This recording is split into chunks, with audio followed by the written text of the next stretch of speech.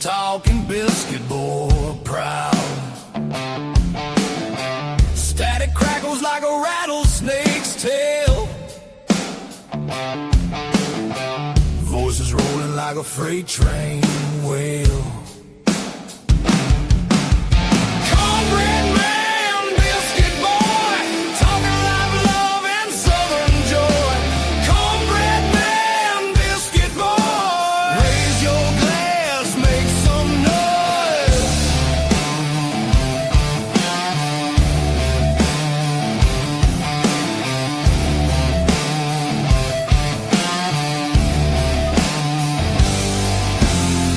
Gravy drips in the southern drawl. Stories thick like the cypress tall. Radio rebels riding wild and free, shouting truths like a storm at sea. Hey, hey, can you feel that beat? Boots on the floor, fire in the heat. Cornbread man, biscuit boy, talking live love and southern joy. Cornbread man, biscuit boy, raise your glass, make some noise. Tales of dirt roads, whiskey skies that cut through the night like fireflies. Laughter echoes through the pines, two voices cross them county lines.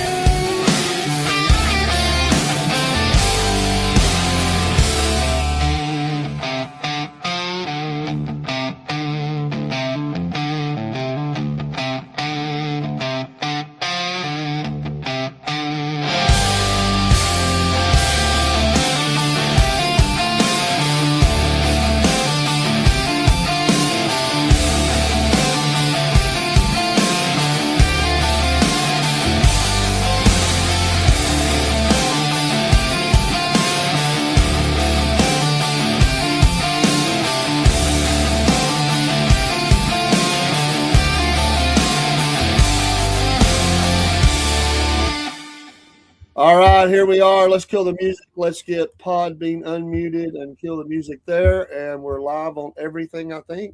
Biscuit Boy's in the house. Can you believe it? Praise Jesus. He was down for the count last night. What in the world? Paul, we got a lot of people praying for you, man. I'm glad you're doing better. I want to tell you what, I'm a firm believer in the power of prayer. And, you know, the Lord is good. That's all I can say. God has blessed me so much. They didn't find, they ran a CT. I thought I had a hernia, but they didn't find anything. They think it might be a lymph node because I got a huge knot down here on my groin. And I think it's because I've lost 70 pounds. Yeah. You know, and I've been working out a lot, and it just does it. I mean, you know, but my white blood cell count was through the roof. Yeah, that's not good. No, and I don't. I've got an infection somewhere in my body. Yeah, I don't know where. They couldn't pinpoint it, but it'll be gone. It'll be gone.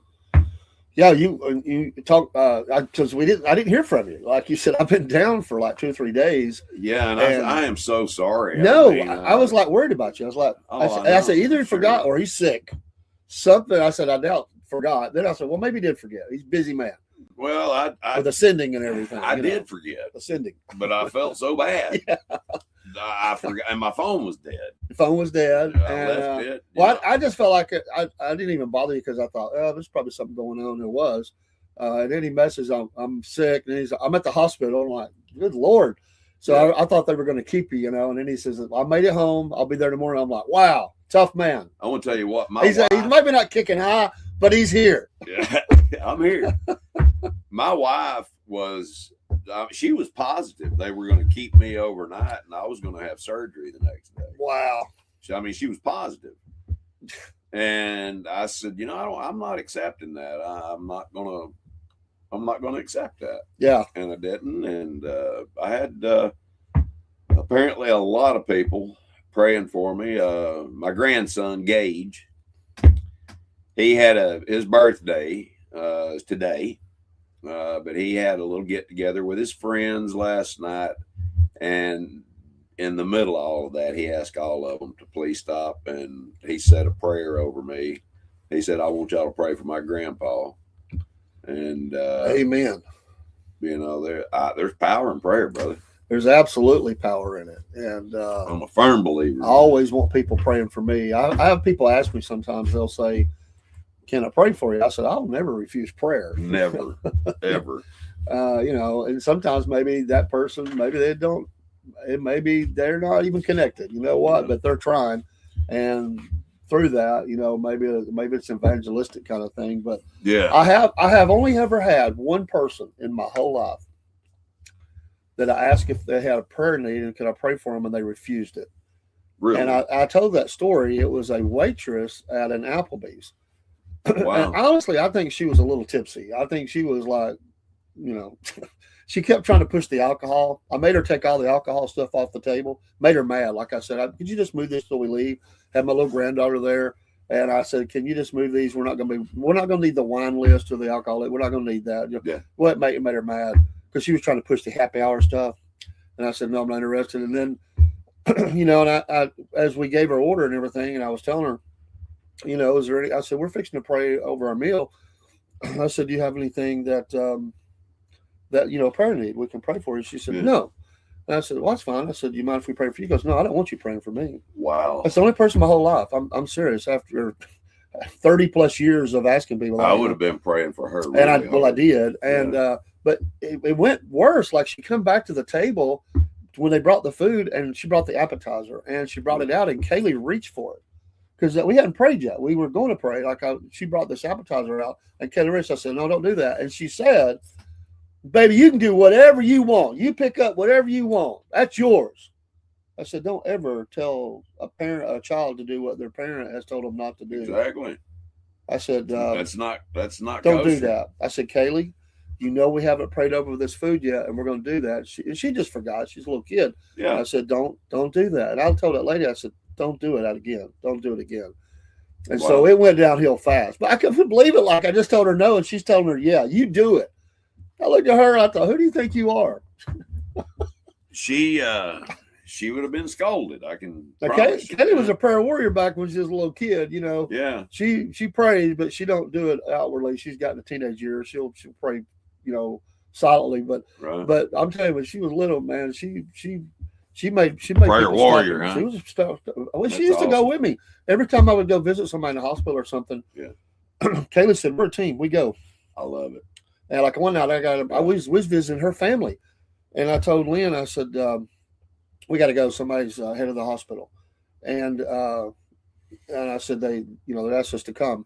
And so I said, I'll drop you and Kayla. Kayla said, Papa, I'm with you. We're a team. Well, and she did too. She went in there and checking on people. I mean, she's still like that. You know, you ain't telling her, she's going.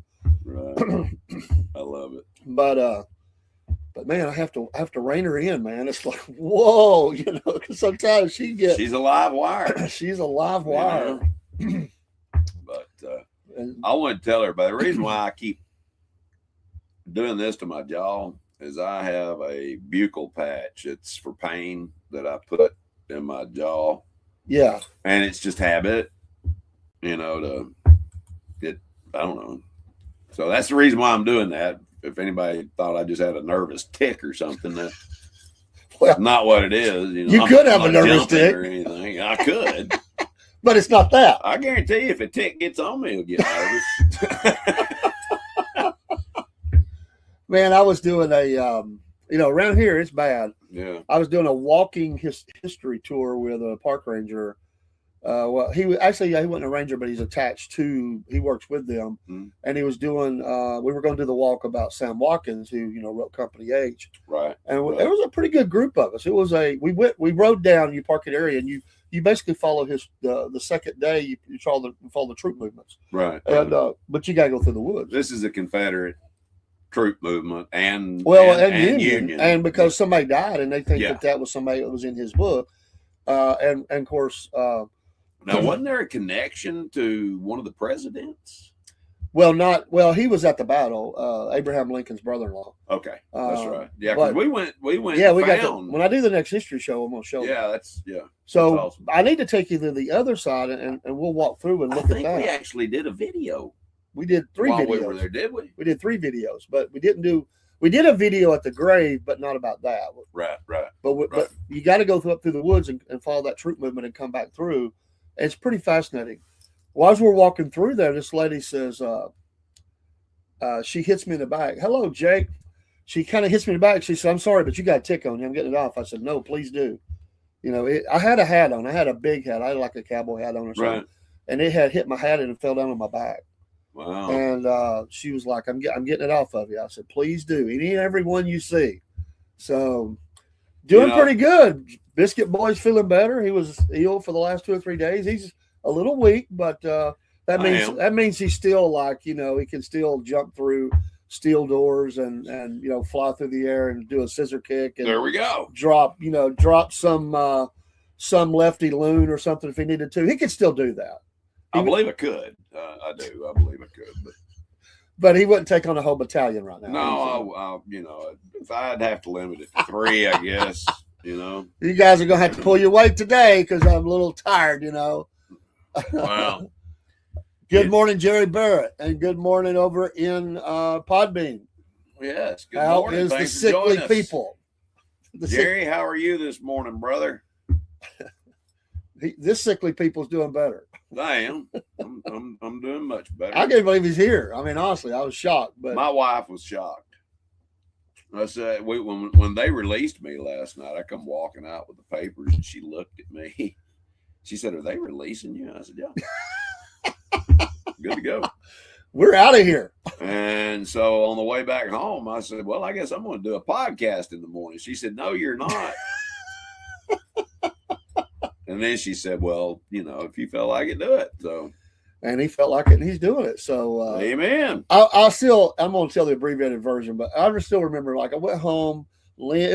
Jeremy was just a little boy. I mean, he's nearly 40 now, but he was like 5 or 6 years old. I think 5. It's hard to believe he's. They were almost 40. both sick as a dog, and I said, we're going to have to go to the hospital because they were getting dehydrated, and they're both like, no, and I said, you throw up one more time. That's the We're going deal. to the hospital. You got to drink something light. You hold it down, we're good. If you throw it up, we're on the road. Yep. They both threw up. I said, let's go. So we got, oh yeah, that's right. 45 years today with your beloved. Congratulations. The same crazy woman. I think it's the same crazy guy. That's right. Happy Valentine's Day. Yeah, happy everybody. Valentine's Day, everybody. Yeah. I didn't realize it was Valentine's Day till I went to Publix this morning. And people were walking out with roses and all kinds of stuff. Last minute. Yeah, and so I guess I better stop and get something on the way. So I loaded the fam up. We're headed to. Yeah. Josh's not even born. He must have been. No, he had to be 4. Josh was not even born yet. Wow. If I remember right. But anyway, I'm taking him. We're going to East Ridge Hospital before it became, Park Ridge. Right. And as we're pulling in, Jeremy said, Daddy, take him to Dye County. No, I didn't do that. I think our insurance was actually at that time HMO with them. Yeah. So I pull in. And he said, "Daddy, I don't think I need to go because Jerry he didn't like doctors." I said, "You're sick, boy. You're gonna get seen." It's just the conversation the way it went. He goes, "I'm telling you, Daddy, I'm okay." Yeah. I said, "You're going in." He goes, "I'll just sit in the car." I said, "You're not sitting in the car." So You're throwing everything up. Son. So we go in, and Lynn was worse. Lynn was in worse shape. So they took Lynn first. And that's Yeah. amazing that a kid wasn't taken first, but they got her hooked up. They gave her 2 bags like you're talking. They hooked her up to a bag immediately and started giving her medication for the nausea. Yep. So Jeremy's telling him, he goes, "Hey doctor, I don't need you anymore." And so he says, "Well, let me take care of mom." And he said, "We'll check you out." And he said, he said, "I won't need anything." Yeah, he didn't want that needle He stuck didn't. in his arm. And he That's watched what that. it He watched was. that because I got him back there. I can't leave him out in the leg. So he Right. sees all that. He goes, "I won't need that done to I'm me." good. So Good. this is the power of the brain, man. I'm telling you, willpower. Yeah. So the doctor gets her hooked up, and Lynn's like, "Give me anything you want." I mean, she's sick. So he turns around and said, "All right, young man." He gives him some Sprite. He said, "You drink this whole cup. You hold it down, and I won't do anything." He said, "I'll do it." By golly, that little rascal did it. He did it. He looked at me. He said, "I don't think he needs He was anything." probably fighting it the whole time. Oh, he was. Mouth watering.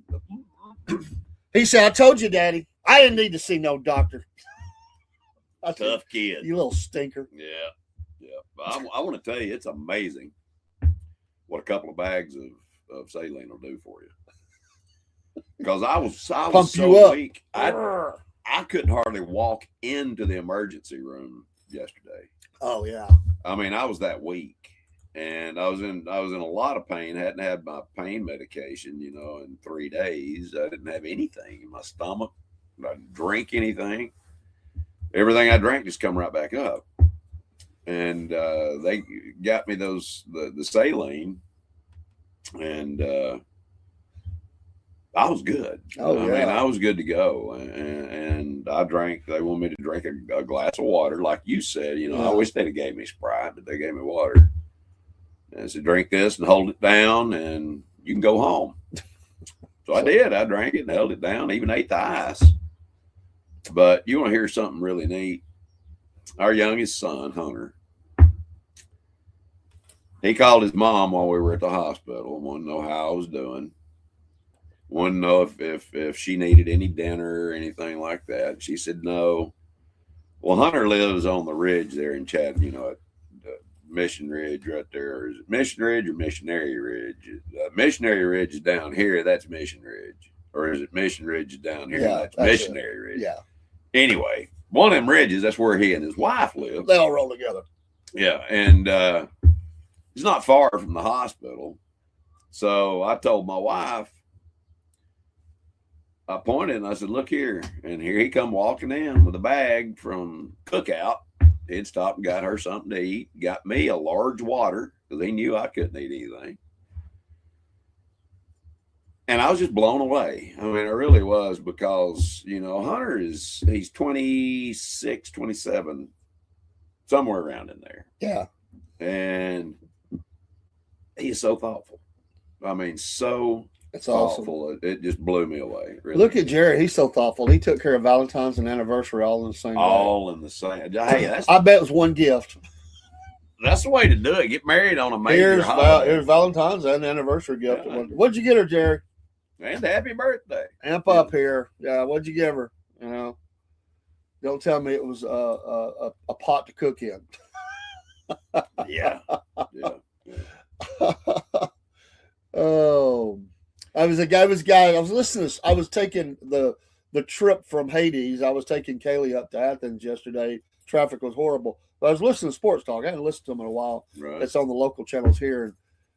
And all of them are talking about how, guys, listen now. If your wife or girlfriend says it don't matter about that Valentine's Day, don't believe it. It's a lie. Don't listen. You will be burnt down for that if you don't do something. You're being set up. That's what they said. You're being set up. Like, I don't recognize that Valentine's Day. You don't have to get me nothing. Yeah. Don't fall for that. Don't do it. Talk about the doghouse. Yeah, under the doghouse. not just doghouse, under it. Yeah. That's where I stayed.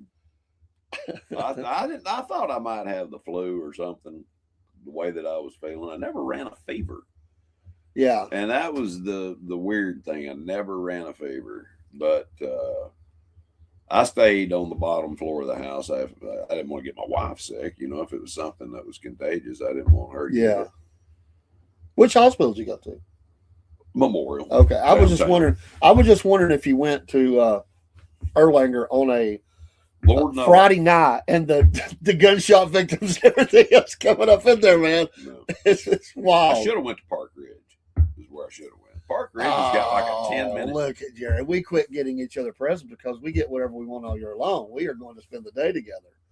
Yeah, Well, that's more. I want to tell you what, Jerry, you're going to pay something today. The day Spending- together, you're going to be buying something. spending time with your loved one, in my opinion, is more important than. Oh, yeah. But Oh yeah. women do like getting some candy and some See, chocolates. the maybe. best thing, what was great about my wife was she was always a huge sports fan. So if I said, let's go to the ball game, she's like, yeah, let's go. So it wasn't like, I wouldn't like, guys be like, can I go to the ball game with the guys? My wife would be like, hey, I'm going. I'm going with you. So she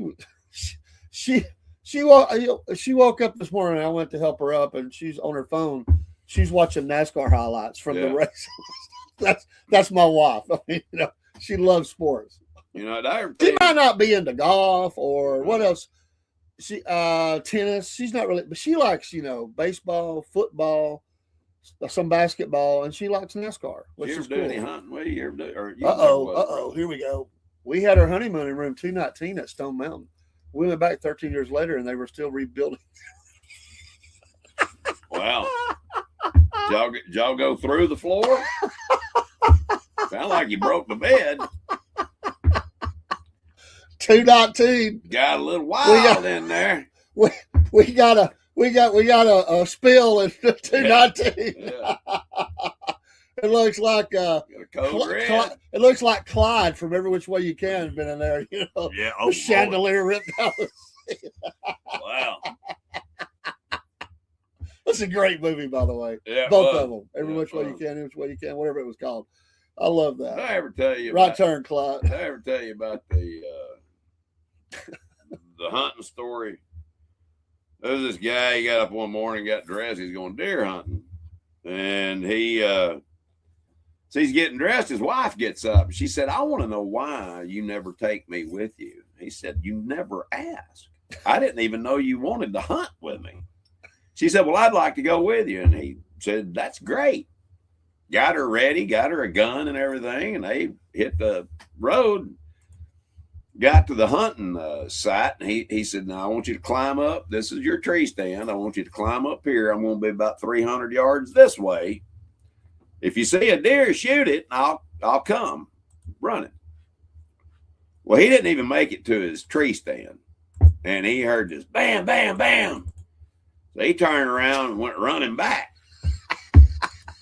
Well, when he got to the tree stand, there was a guy standing there with his hands up.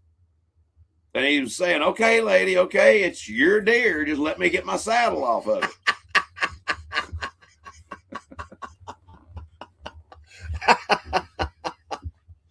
Jerry says, "You know what happens when you turn a preacher loose?"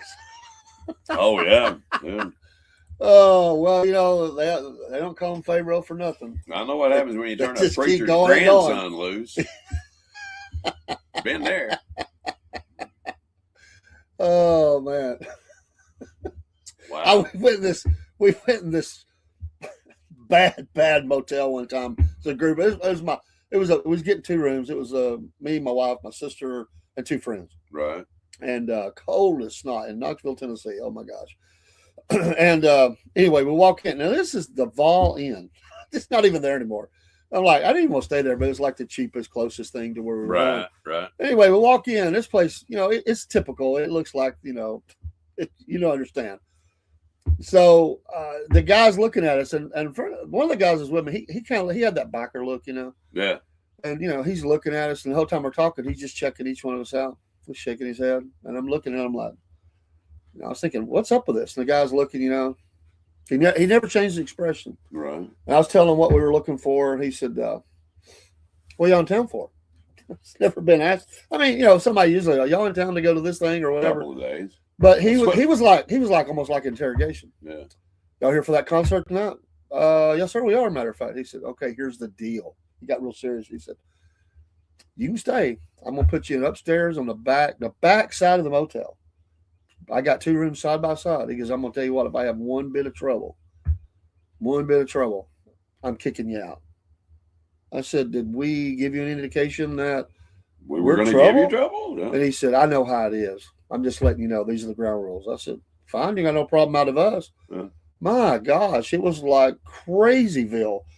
All night long, after we got back from the concert, there was people up all night long. Somebody got thrown off the balcony through the front of the windshield. There were a Sweet. couple of gunshots, I think, went off. I mean, we come out in the morning. I see why he said that. Yeah, but we wasn't that. We come out in the morning. There's a guy with the funnel turned up, funneling some Shotgun beer. to beer. Yeah, with a bottle of Jack in the other hand, and girls walking around naked and everything. I was like, what in the What heck? concert was it? I think that was a Leopard concert in Knoxville, Tennessee at Thompson Bowling. My wife was like, let's get out of here. Might have been me. They thrown this dude off like this. It was 2-story, and maybe it's 3. They throw this dude off, man. Went through a windshield. They said the cops ran out of there all night long, I taking hope he people hit to on jail. his back. I think he did. Like, I think he landed back, but went through the It windshield. wasn't head first. They wasn't head first, but he got thrown off the party level or something. Bam! Wow. Crazy stuff. I've never been. I've stayed in some rough places, but never nothing like that. Oh, I've stayed in that. The first night I went for, you go up to Knoxville or ASVAB, and to go in the military, and they put us all in the same motel. Same thing. They put you on the back side of the motel. It was a nice place. They had a nice restaurant and everything there. Right. And all them guys, and they had a huge party a few doors down where people was going. I went to bed. I called home, told Mama I was there. I'm good. I'm going to bed. I think I was watching a Braves game or something, and then they would pick you up in a van and take you over to the place. Yeah. Some of those old boys and girls were so drunk still, man, they couldn't hardly hold their heads up. And they were having to talk to them on the side like, you're about to get kicked out. You're going to get in the military to get kicked out. But it was, man, they act like they'd never been away from home or something. Maybe they haven't. I don't know. They might not have ever been away from home. I was surprised. 17 years old. They invited me down. I'm like, no. I'm going to bed. I'm surprised they didn't take them. And as soon as they get there, make them start running. They were. You know what I mean? Let them vomit all that stuff. They were people. They were people riding each other like a horse. I don't mean that. Let me clarify that. Like on their back, like they're running around. Yeah. And that's how drunk they were. Like somebody's a horse and they're riding on top of them like they're a cowboy. That's what they told me. They was like, Were they drinking moonshine? I don't know. I heard it was like several rooms worth of people all in one room, like a big party room, and they just partied down crazy. I think the motel came up in I think a couple of them got kicked out of the motel, but I can only imagine. it was a fight, or something. But yeah.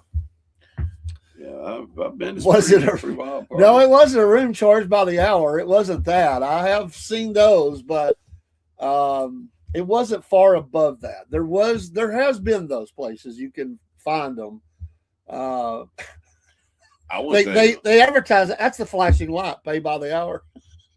When I've stayed in some places where I walk in the room and look, and I've gone back to the front desk, said, "Can I get some sheets?"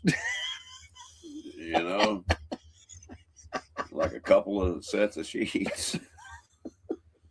Something.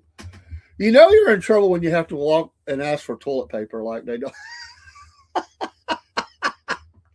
It's like they look at you like, you didn't bring your own? I mean, like, I guess we can give you some. I mean, well, how many people have we over the years stayed at motels and the ladies coming around and cleaning the rooms, and a lot of times they were Hispanic and they were probably all illegal. Probably every single one of them. Probably. We never knew it. We couldn't understand a thing they were saying, but they cleaned our room, They did a But good they job. worked they did a good job. They worked for a dump motel making dump money.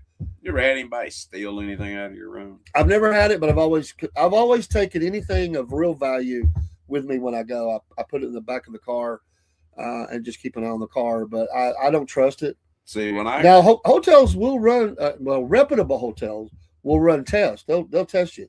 They have people that slip in and leave like money laying about in a room to see if their cleaners will take it. honest, yeah.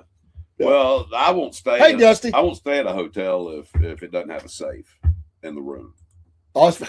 Every I mean, it has to have a safe in the room. Yeah. Hey, Dusty. I thought you were going to say you take it down. Good morning to you, buddy. Most definitely. No. If you want to come up, Dusty, just let me know. I'll send you a link. Yeah.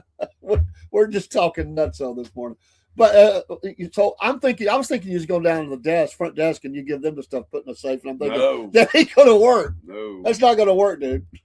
I want Sure, we'll put it in a safe. To whatever I have, because I usually carry, but it depends on where I go. But I mean, I'll carry a fairly large amount of cash with me. Well, in some places, $20 will be a large. This is true. Large My wife and I were talking last night, and there are places in the Caribbean you can go buy 2 houses. I mean, nice houses, 3-bedroom, 4-bath on the beach. You can buy 2 of them for less than $400,000. Yeah. And I'm seriously thinking about doing that, just to have a place to go. Only thing you got to worry about is hurricanes. I know the Dominican Republic was really nice. I'm thinking, or so would you go remember, would you go to some island somewhere and just live off the little tiki hut and little? That's my dream. That's your dream. Like you got. That's where I want to retire. I want to be the old man in the sea. Dusty was asking how you feel. So I'm not 100%, buddy. I appreciate you asking. I'm still really weak, but I'm here. And he's here. Here is a lot. I mean, that's like the hat says, keep ascending. You got to just get better. Keep ascending. That's exactly right. And God is good. I had a lot of people praying for me last night. Amen. And I had people comment. I didn't even remember who they were. I appreciate them doing that. Yeah. Absolutely. Yeah, most definitely. They just saw it and said, I'm praying. So that's always a good thing. And my beautiful wife, she sent out some prayer requests for me, and my grandson had a get together with some of his friends last night, and he stopped and asked all of them to take a moment and pray for his grandfather. Amen. And I appreciate that. Gage is such a good kid. Kaylee's always worried that I'm dying. Like, are you okay? Like, she hears me cough. Like, are you okay? Well, my wife was literally yesterday. She was so concerned that she thought I was dying. I mean, she really did, because Dave, you know how I love me some cigars. Yeah. I didn't smoke a cigar for 3 days. Oh yeah, you were definitely on death's door if you weren't smoking a cigar. Exactly. And oh no, he's not smoking a cigar. Yeah. And she kept asking me, she would come down and said, can I get you something to eat? And I said, only if you want to see it come back up, because I've already tried water and I can't even hold water down. It's coming out one end or the other, or both. Oh man, we've all been there. We it have was all miserable. been there. I mean, it really was. I was just miserable. But like I said, God is good, and I feel comparatively 100% better. But I'm getting better. I'm on the mend, man. I'm on the mend. I'm gonna go to the gym and work out today. He'll get him. He'll take some sort of route, and he'll work out, and he'll be back at it tomorrow strong. That's it. Ready to go. The Incredible Hulk. I take before I work out, I usually there's several things that I do, but there are 3 things. The creatine. I'm a firm believer in creatine, and I take a supplement called MK677, and MK677 and nitrous oxide. I take quite a bit of nitrous oxide. Opens the veins up and feeds the muscles really well. Jerry said we was going hunting one time. I stayed at a hotel. We was eating at the breakfast bar, and the cleaners went in and called the police because of the amount of guns we had. I almost got locked up because the police said there wasn't anything big enough for me to use my 300 Magnum on around that. Well, it depends. If you gotta go through a wall to get it, you might need that. or a tree.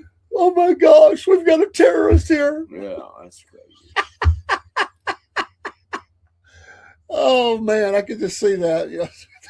There they are. There's those two guys. I told you about me and a buddy of mine. He had a relative die and left him an old house, and we went in one evening. We were fairly intoxicated. And, Fairly. Yeah, and we just went in. There was not a whole lot in the house, but man, there were some rats in the walls. Oh.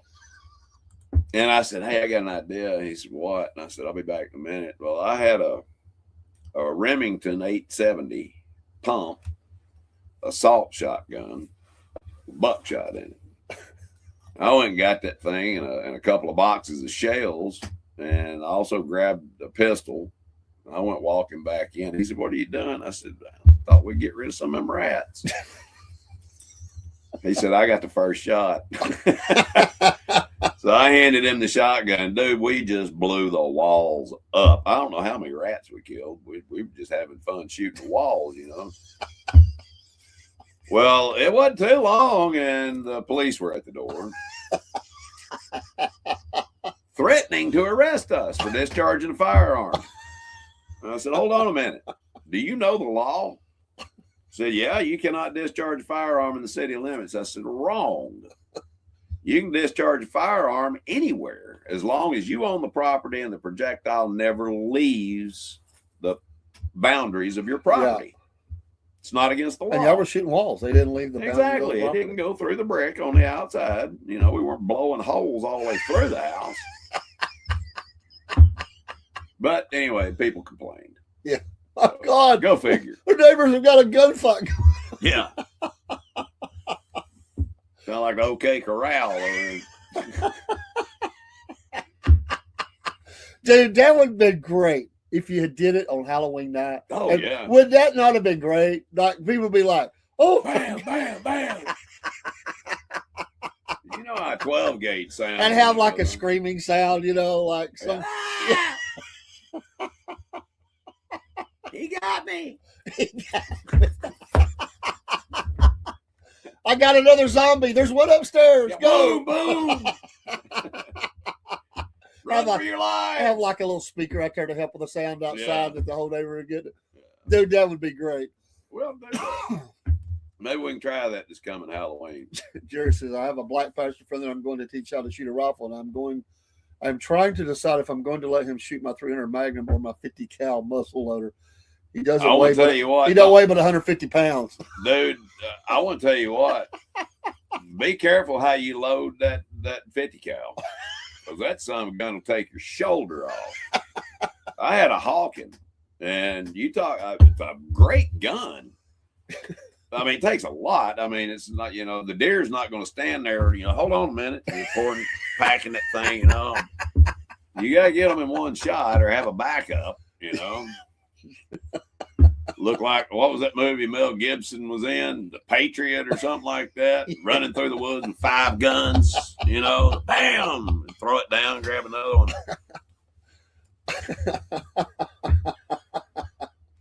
Oh, man. Yeah, they had a little bit disadvantage, Yep. And it also depended on what you shot. Yeah. Out of it was the rifle, was the barrel, rifle. Years ago, it was a video that was circulating. This is before social media even really took off. Right. But there was a video that was circulating. Remember that video? It was somewhere in another country. And like they were shooting guns, and it was like the tall, skinny guy, and he was shooting, like a massive weapon, and it's floating backwards. You remember that video? Yes, I forget what that gun was, man, but it was like massive. It's one of those you lay across something and you don't hold it, you lay it down. Yeah, kind of like a Barrett 50 cal, but good Lord. Have you ever seen I forget the guy's name, Brian Shaw, I think is his name, World's Strongest Man. He's a huge guy. And it's not Jerry Barrett. I thought he was the world's strongest man. I'm gonna tell you what, he give Jerry a run for his money. Okay, cool. Yeah. But they got a video of him shooting this elephant rifle. It's supposed to be the most powerful rifle in the world. And he put that thing up there and went, boom. Now, this guy weighs about 350 pounds, solid muscle. He wouldn't shoot it again. He was like, I think he dislocated my shoulder. Jerry says, I shot a deer at 125 yards, and the hole of the 50 cal coming out was the size of a cantaloupe. Oh, I bet. I'm surprised it didn't blow his whole back out. Some hunter out there going, my God. I want to tell you what. What was that? We used to go bear and boar hunting up in Tellico. What? Wait a minute. What hunting? Bear? Bear and boar. What's bear? I mean, I get Bear, you know, black bear. Oh, okay. And boar is pig, you know. I thought you meant B-A-R-E, bear. Like, No. I don't know why they hit me like that, like bear. That's pretty funny. Got a bear boar. But I'm serious. We got to the camp there. There's about 20 of us. Pulled in. We were getting our tent up. And 10. Yeah, we were sleeping in a tent. And I heard somebody, here it comes. There was a dang boar running right through the middle of the camp. Well, I dove for the ground. Because I know how these idiots are. You know, they're boom, boom, boom, boom, boom. People shooting at that thing. This guy stepped out, 50 cal hawking, and he shot that boar right between the eyes, hit him right in the forehead right there, knocked him down. The boar got up, shook his head, and took off running again. That's the darndest thing I've ever seen in my life. Just shook it off. And he did. kept Shook going. it off because you can't shoot one of them buggers in the head. Biscuit boy, hot, naked. He would be grinning and shooting. That's it. Let it all hang out there, bro. That's the naked hunt. Bear boar hunting. That would be. I don't know. I don't know if I'd want to, do that. I definitely would want to go bear fishing. The bears would be like, the nuts are back in the woods. Yeah. There's this guy. He goes into the doctor's office one day and he was wrapped all up in saran wrap. Well, he sits there and they finally call him back to see the doctor. Oh, man. The doctor looks at him. He said, well, I can clearly see your nuts.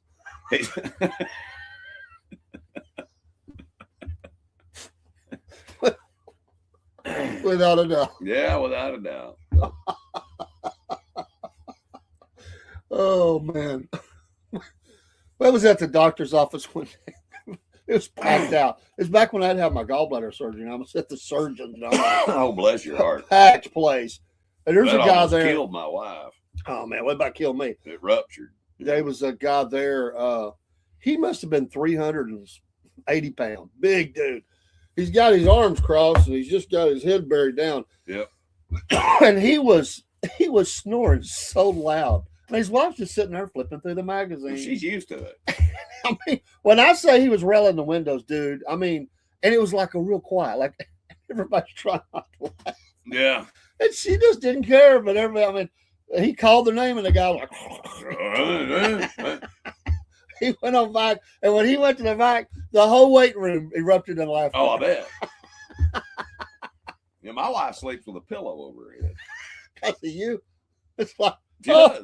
We've tried everything. She slept upstairs. She slept on the top floor. I slept on the bottom floor, so we kept a floor between us.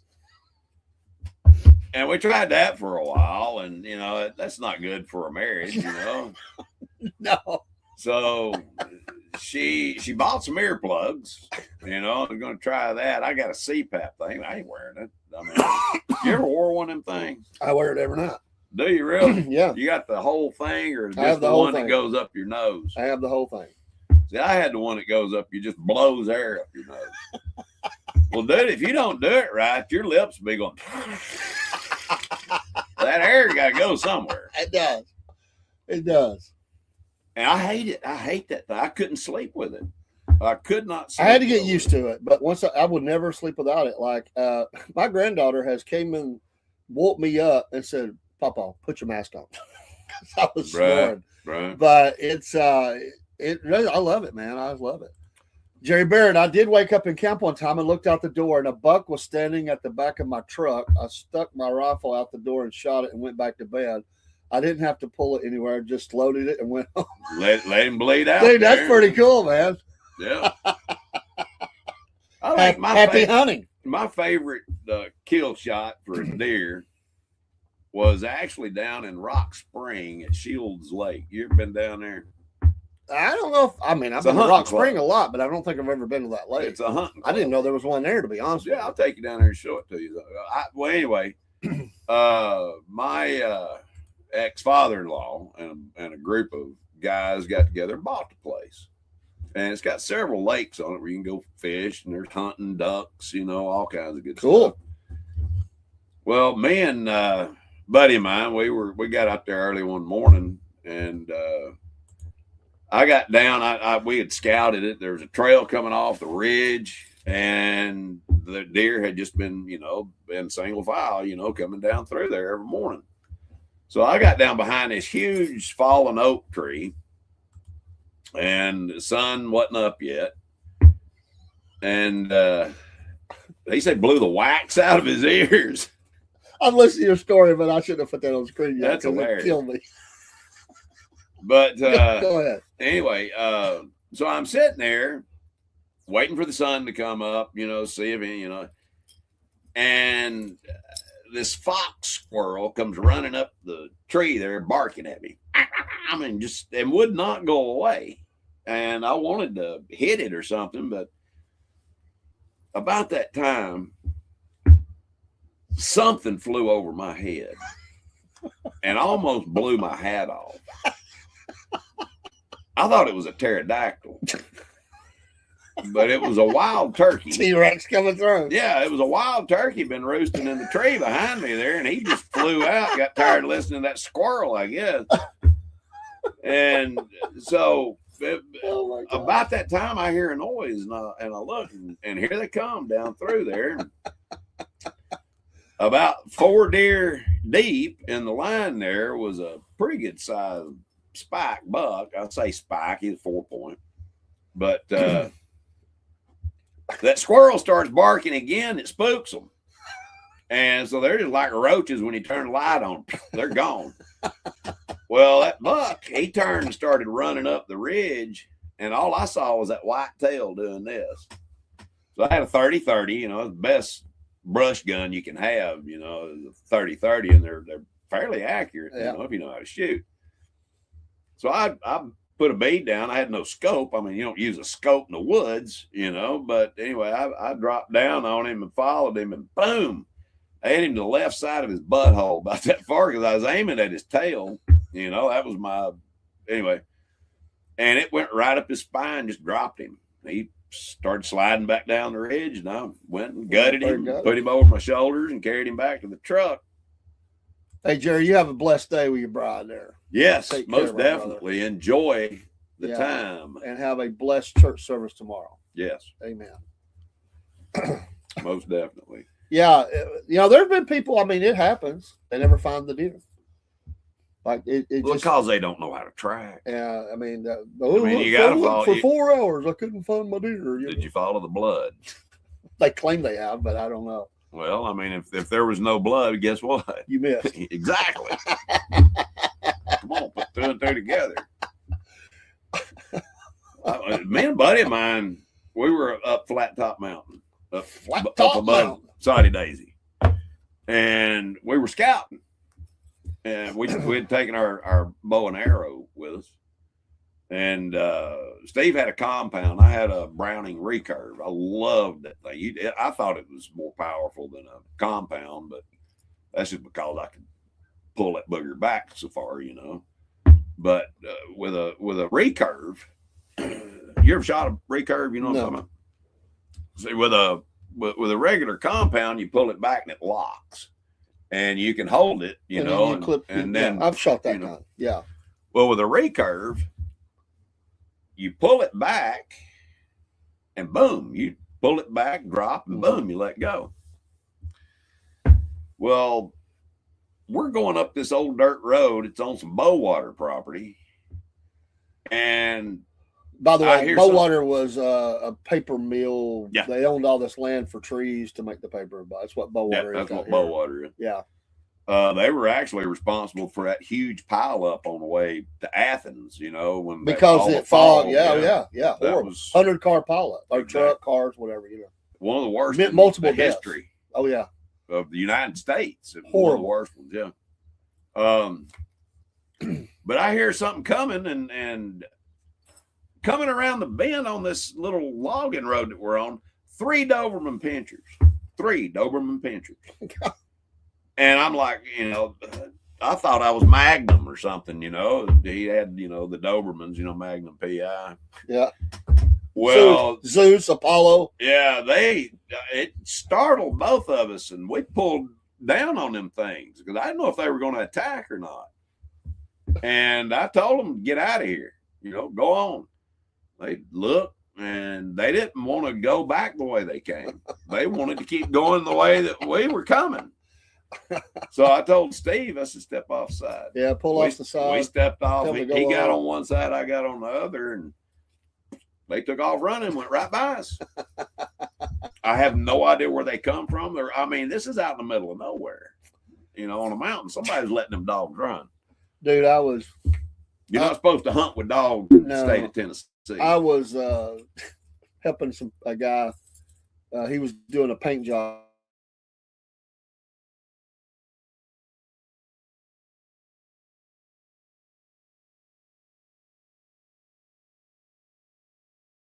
We're doing some sanding back to the original wood. Not a lost start. We're There, back. We're back. Sometimes the Wi-Fi bounces when it's cold like that, but Right. this was a little cold.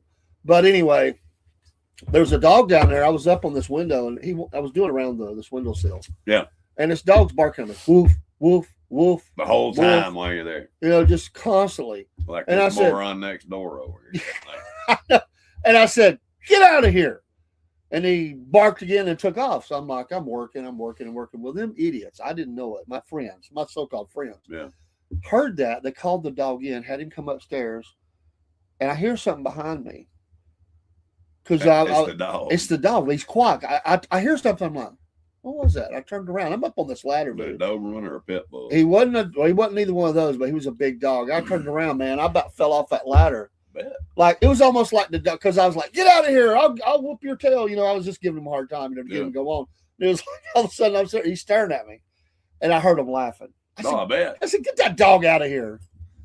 Have you ever? No, broski, we didn't have. I didn't cornbread we're gonna have a biscuit. We got one here, but we do have a biscuit in the house. Yeah, we do right here. There is a Jack's biscuit in the house. Biscuits. We just went on the air before. We're gonna come off here in a few minutes, and we're We gonna have will us a biscuit. partake. We will have us a biscuit Hopefully, my tummy can take it. if your tummy can take it.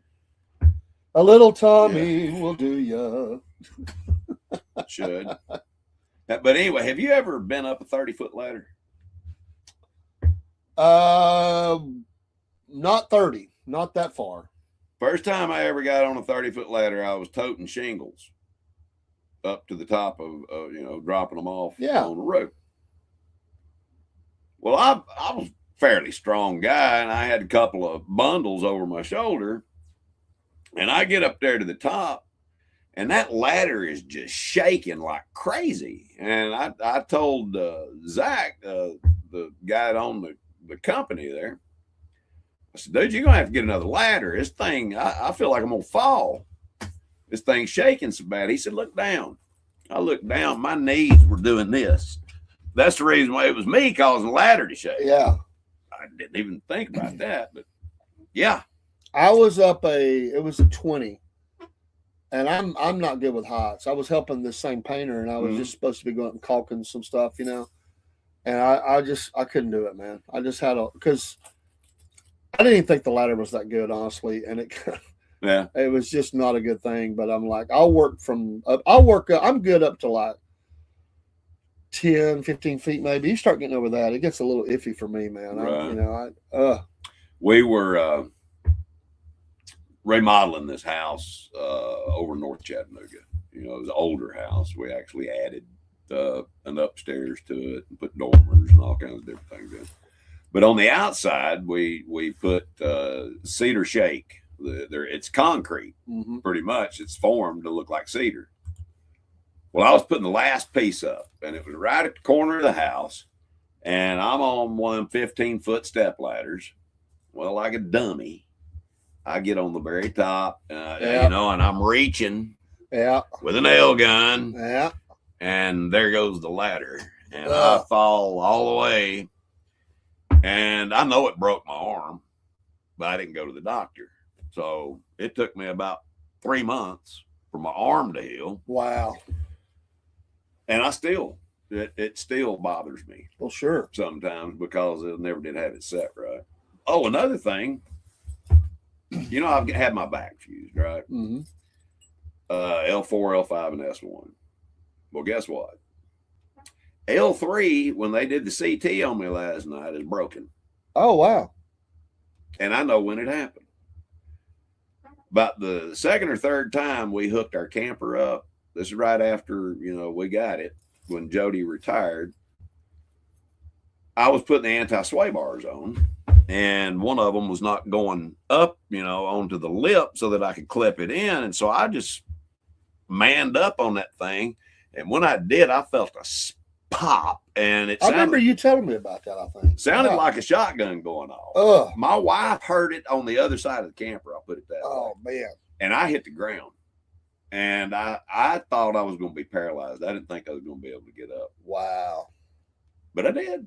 I got up, and, you know, my back was hurting, but I'm used to pain. But I didn't think it had broke anything. And I ended up having an MRI, and they said, you know, your L3's broken? I said, I kind of figured something was, you know. But like you can still see it. It's like those guys working out. They're putting the max push on, you know, and they blow their shoulder out of their back or something, you know. I've dislocated my shoulder lifting. Yeah. But, I mean, because I used to ride bulls, you know, my shoulder's been jerked out of socket. I don't know how many times. What was the meanest bull you rode?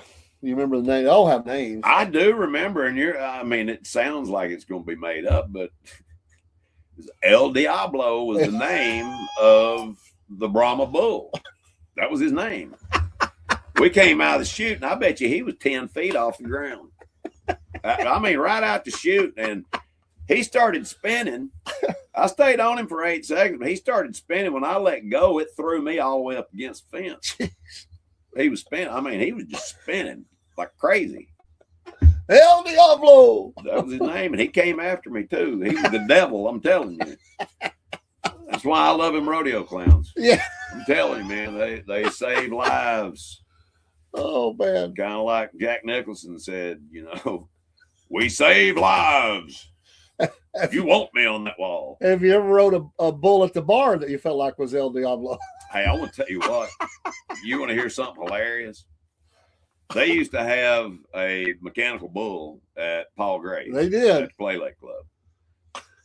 Well, you know, I could ride one of them. Nobody could throw me off of a mechanical bull. Well, I told somebody that was with me that night, and I didn't think about it. I had on dress pants.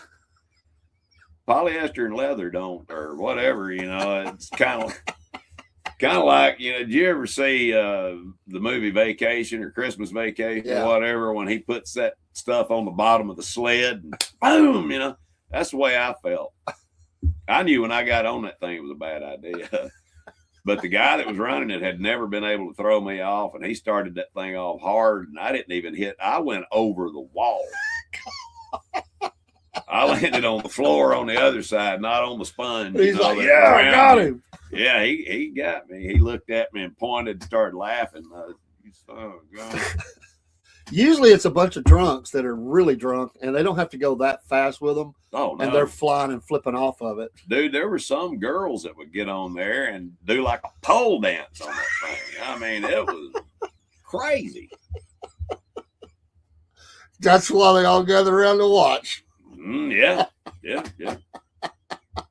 Sure enough. I've never been on one. I just didn't. They're a lot of fun. Well, I didn't trust the people doing it, man. Some people want to hurt you. They try to hurt you, man. They don't care. Especially if they can throw you off. I'm like a spider. Yeah, they'll do. You could throw me off. And it's because, I grew up breaking horses and training horses. And, I don't know how many times I've ridden a horse to the ground. And you talk about breaking a horse's spirit.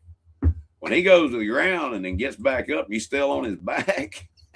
You're like, well, maybe he ain't going nowhere. Oh man,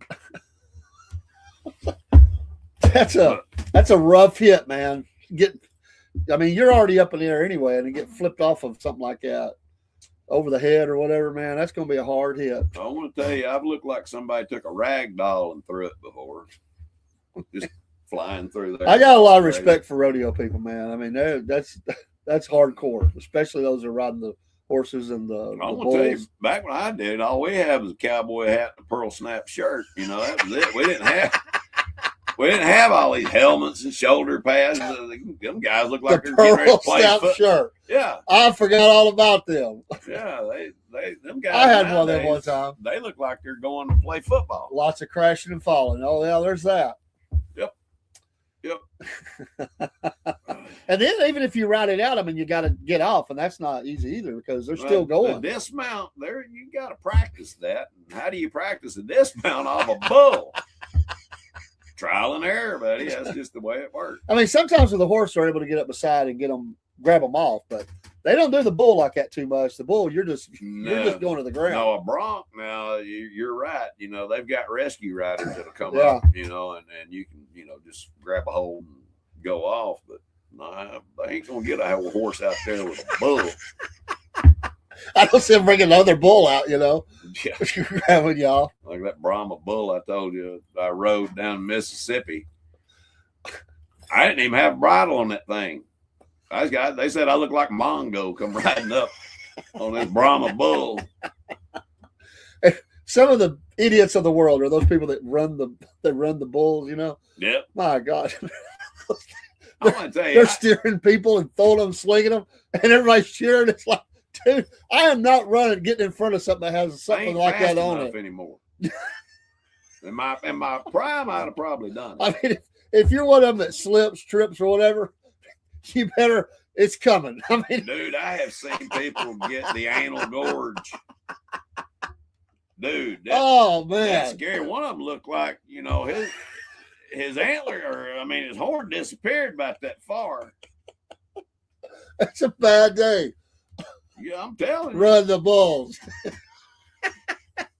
Yeah, get you some of that. That bull's horn was stained, I guarantee you. Cold brown. I don't know why they celebrate that. I've heard it before. I don't remember why, but it's a running with the bulls. Running with the bulls, yeah. It's right before the bullfights. Or they stick them and kill them. I'd be a spectator. I'm not getting down on the. You ever been to a bullfight? No, I don't even. I never. You can't do it in the United States. That's what I was fixing to say. I mean, Spain, is where it started, but the bullfighters, the real bullfighters, carry swords, and when the bull goes by, they'll stick a sword in him. Yeah, and I've seen some of them bulls take up to 9 swords. Jeez. Yeah. Yeah, PETA would. I don't think PETA would ever. They would freak the blank out. They would. They'd be flopping on the ground. Oh my gosh! Look what they just killed them. Yep, we're having steak tonight, baby. Their heads would explode. There's no doubt. They would. I think all of them vegetarians or something. There'd be people out crying. Oh my God! The world's coming to an end. What happened? Vegetarian's an old Indian word. Okay. You know what it means? No. Bad hunter.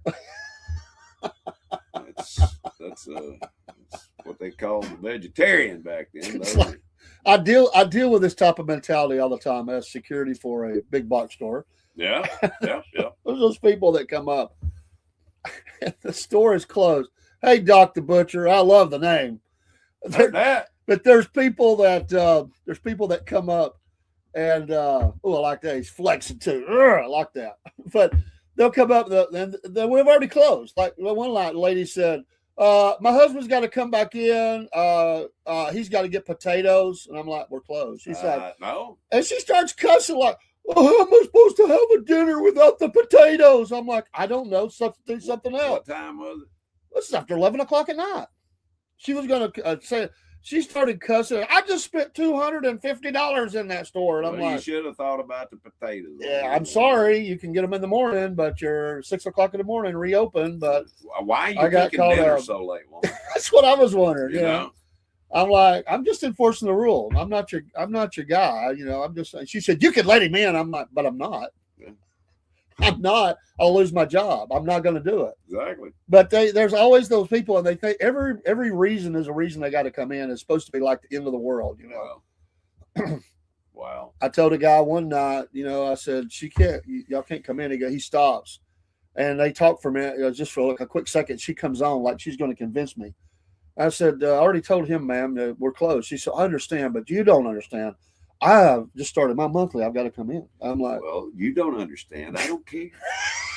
I'm like, see you at 6 a.m., but you're not coming in. I mean, everybody's got a reason, Well, go home and do it the old fashioned way is all I can say. Get you a rag. I mean, it's like they come up with every reason in the world. Yeah. I'm like, where are y'all been at?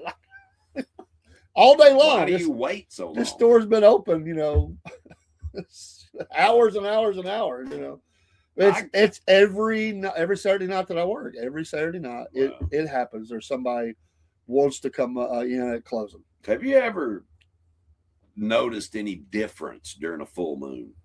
I have seen that. I mean, I've been in hospitals before for a full moon. Yeah. Not that I wanted to be. I was sick, and I watched the crazy. I mean, my gosh. If you want to have fun on a Saturday night, if it's full moon, go down to Erlanger and just sit there. Dude, it don't even have to be a full moon. Are you kidding me? Well, it's true. I've been there at 4 o'clock on a Wednesday afternoon, and man, the whole lobby's full of people that cray, gang members, people that's been gunshot wounds, everything, stabbings, all that. But I can imagine a full moon Friday night there.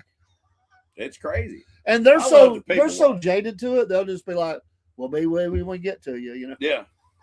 When I was in military school, I hit a guy through a plate glass window. Almost cut my hand off. I still. Bam. It's up here, and anyway. So I went into shock, and all I could say was SH blankety blank, and I sat down, blood just squirting and going everywhere. My roommate hollered at one of the guys and said, he needs something to soak this blood up. Guy comes out with 2 paper towels. Here you go. And I'm like, dude, are you stupid? I mean, my wrist is literally hanging there. And every time my heart beats, blood squirting everywhere. It's a couple of tissues. Well, I had to go 30 miles to a hospital in Kosciuszko, Mississippi. And that sounds like it's out in the middle of nowhere. The dean of students drove. It's on right off the Natchez Trace. The dean of students there drove me, and they had just put a new 427, I believe, in this Chrysler. What's the big old Chrysler that they used to have? Wait a minute, I got to actually catch this. Can't think the name of it. He said, I got the name. The name given back in '84 in short. In a tournament, I beat a yellow tiger in a fight. Another yellow tiger said, you butchered him like a butcher chops meat. From that came Dr. Butcher. That's cool. Yeah, that is. I love yellow tiger. That's pretty awesome. How'd you beat him? What was your yeah. And I tell you what, he was running 140 down the Natchez Trace. Got me. I soaked up 5 bath towels. Oh man, full of blood. And right before I went into the emergency room, I put a fresh one on. I was weak. They had to help me in. And he broke you too. So I go in and yell at what did he say?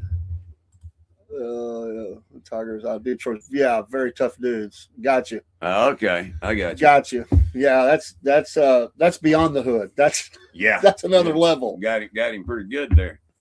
So I go in. I said, I need to see a doctor.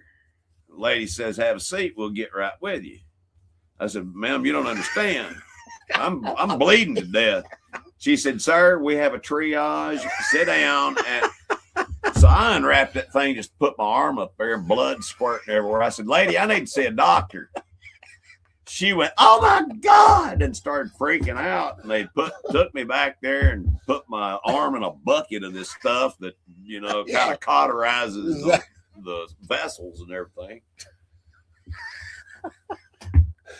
If you'd have went to Dock County, they would have taken a number. Yeah, exactly. I'd have sat there and bled to death. That hospital would have said, well, I don't care. We'll take you in the order you came in. They stopped the bleeding, and the doctor said, I can't do anything for you here. You're going to have to go to Jackson Baptist Medical Center. So we had to drive all the way to Jackson, oh my God, Mississippi. And I go in, and anyway, they end up doing a bunch of reconstructive surgery and puts, plastic surgery and all that stuff. Jeez. And it was wild, man. They had my thumb pulled way back because I lacerated 5 tendons. God. You've got 2 tendons to your index finger. It's the only one that has 2 tendons really running to it. And after I got my cast off and everything, doctor said, you can, resume regular activities. First thing I did was went to the gym, broke this tendon to my thumb. Oh, man. And it just went flat. So they had to go in, take a piece of tendon out of my index finger and put it in there in my thumb. And I got to watch them do it. Oh, they got to watch. Cool. I asked him, he said, I can put you under or we can block your arm. We can deaden it. You won't feel nothing. I said, yeah, do that. I want to see what y'all do. It was wild, man, the way they went in, and he was good. Jeremy got to see that once. I was at work. I think it was on a Saturday. Yeah. And I get a call. My sister's frantic. Jeremy had got mad at his brother, so he was mad about something. He was a teenager. Right. And he goes and he hits like the window on one of the doors. Shattered. And it cut him open. It cut his thumb. It just went all the way down to bone. Wow. And so I come and got him. I ran him up there, and the doc was cool, man. He's like the whole time he's out. You're going to be able to watch this. So you're going to see. All the way through here, you're going to be reminded of why not to be a dummy. And so Jeremy's watching the whole thing, because he hated doctors, needles, and all that. But right. He sewed it up right there. He had to go in and fix a couple little things there, and then he sewed it all up. Jeremy never did that again. I'll say that. He said, I should have watched my temper. I said, yeah, you should. He was about 13 then, I think, or something. Oh, well. Him and his brother was arguing or something. I don't know. Yeah, I got hit by a boat propeller. Oh, my God. Down through there. Oh, man. That's what that Not scar good. came from. I had 30 staples. Wow. Put in my forehead there. And I looked like Frankenstein.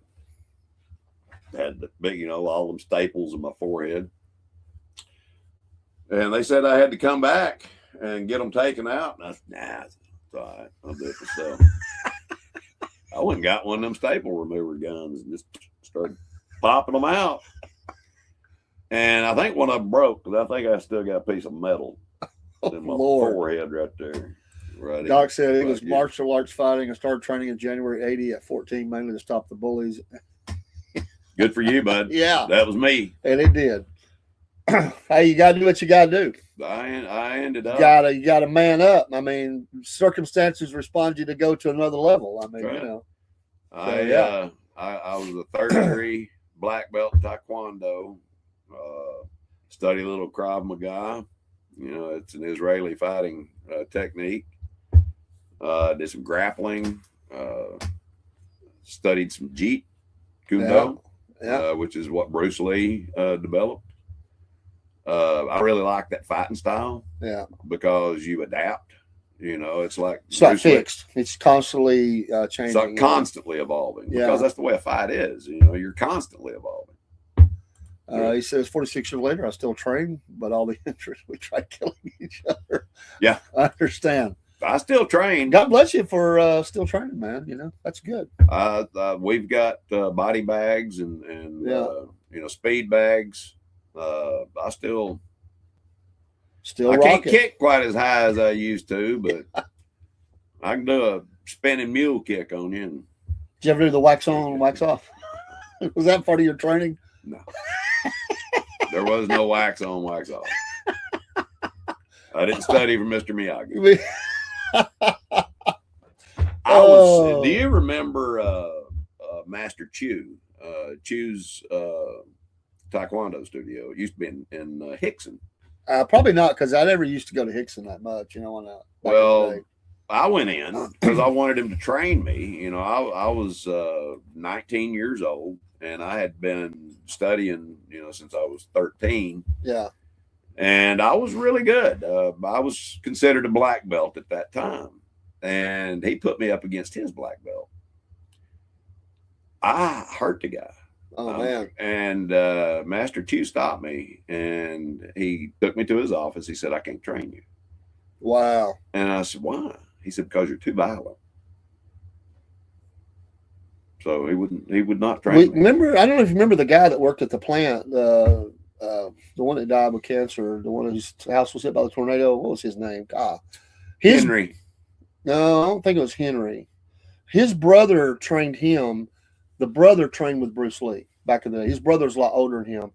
I saw him in action once, just playing with guys at work. Yeah. The speed at which he could move. Those slow old country rednecks, they didn't stand a chance, man. No. This guy, I mean, he was mid to late 40s at the time, and they were all in a circle, and he done some spinning kicks and stuff. They didn't even have a chance to move. He would have hit every one of their faces with a kick before they even had a chance to move. That's how fast. He was like a blur.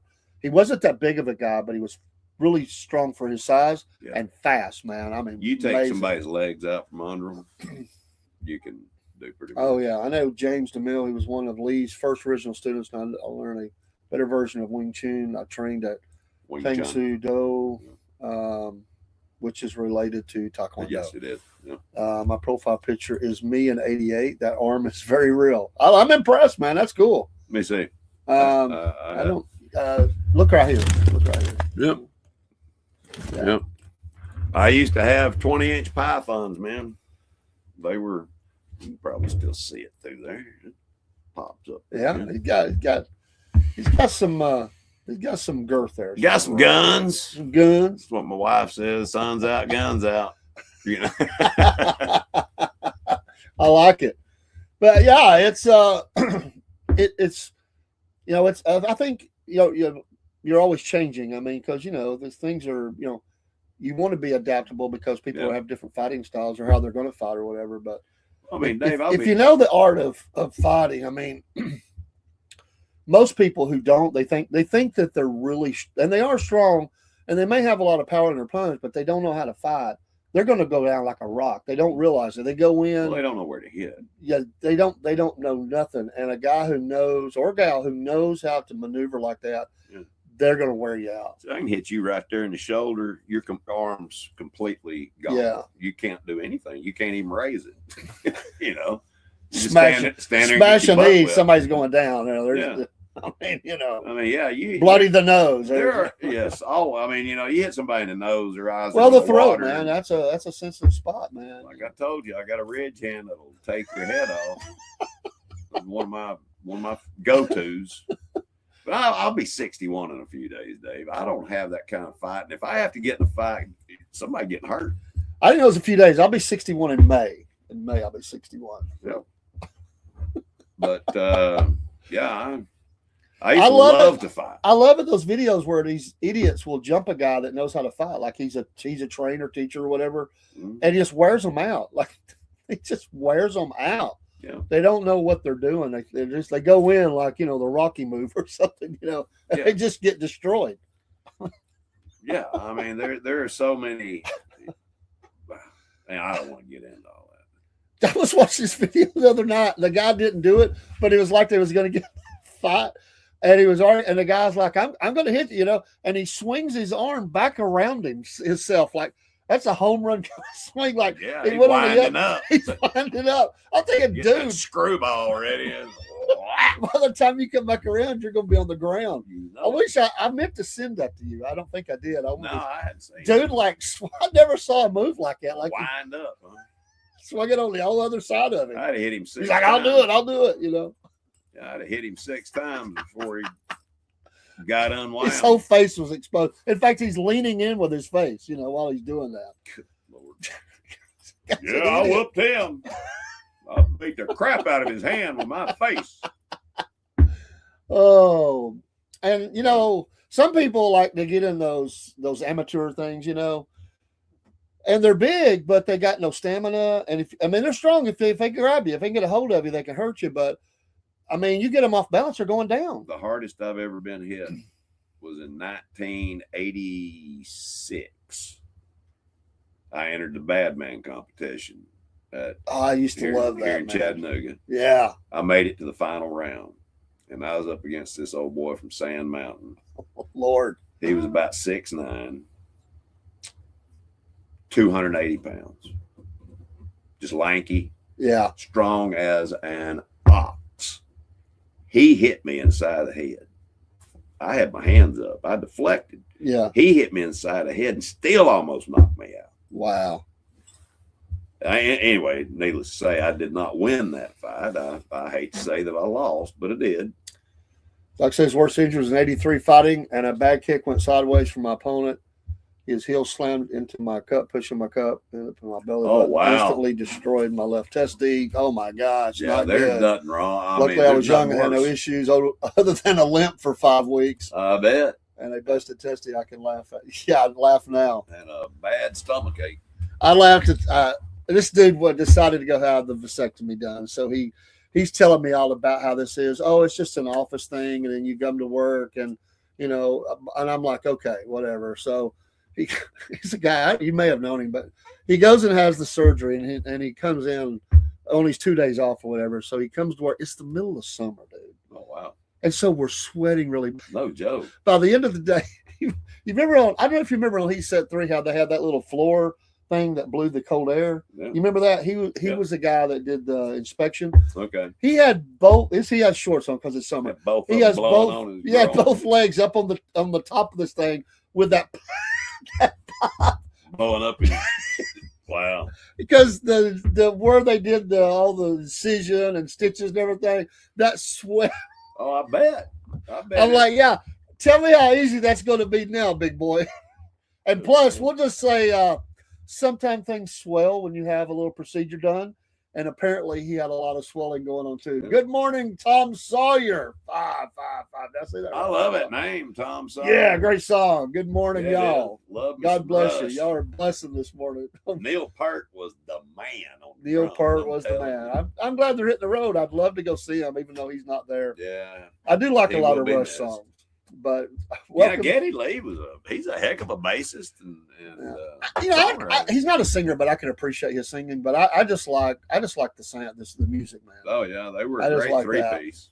You know. He says Doc says he has videos on YouTube working out on the back and messing around, but it shows my raw power and speed. I'm trained in 8 styles plus a few partial trained. We'll check it out, man. We'll check it out. Yeah, definitely. If you'd ever like to come up on the show, man, and talk about it, Let us know. we'd love to do a show with you, man. I'd love that, because especially I have no experience with it, none, nada, except going to watch other people do it. Right. But Paul has, and we talk about it, man. I'm a good listener. I used to love to fight, and I'm not exaggerating. I've been in well over 500 fights, well over. Yeah. And I would say that I've lost about 15 times. Not a bad. And record. you're one of them guys that enjoys a little bit of the pain, right? I do. There's nothing. I mean, you talk about It's an adrenaline. adrenaline. Yeah, it's rush, adrenaline rush. and I'm man. an adrenaline junkie. You just eat it up, man. Just keep coming. But yeah, I miss those days. I really do. Even though it was stupid. I used to go out and fight just to fight. Yeah. And there are people who do that, man. Mike Tyson was like that. He come from a rough place, man. Even when he got successful, he would go out and, dress down and like a bum or something and go into the bad places, look for somebody to fight, man. He just loved fighting. There was a club, used to be the sports page, and they became I remember that. Kelly's. Kelly McIntyre bought it. Yeah, remember that. And he asked me to be a bouncer. And I said, why? He said, because you have beat the crap out of every bouncer that I've had here. can't beat them, join them. Like Yeah. let's put him in So the door. I did. I went in and bounced for him for about a year on the weekends. And dude, I had a ball, but he told me, he said, you cannot be hurting people. You can't do that. And so anyway,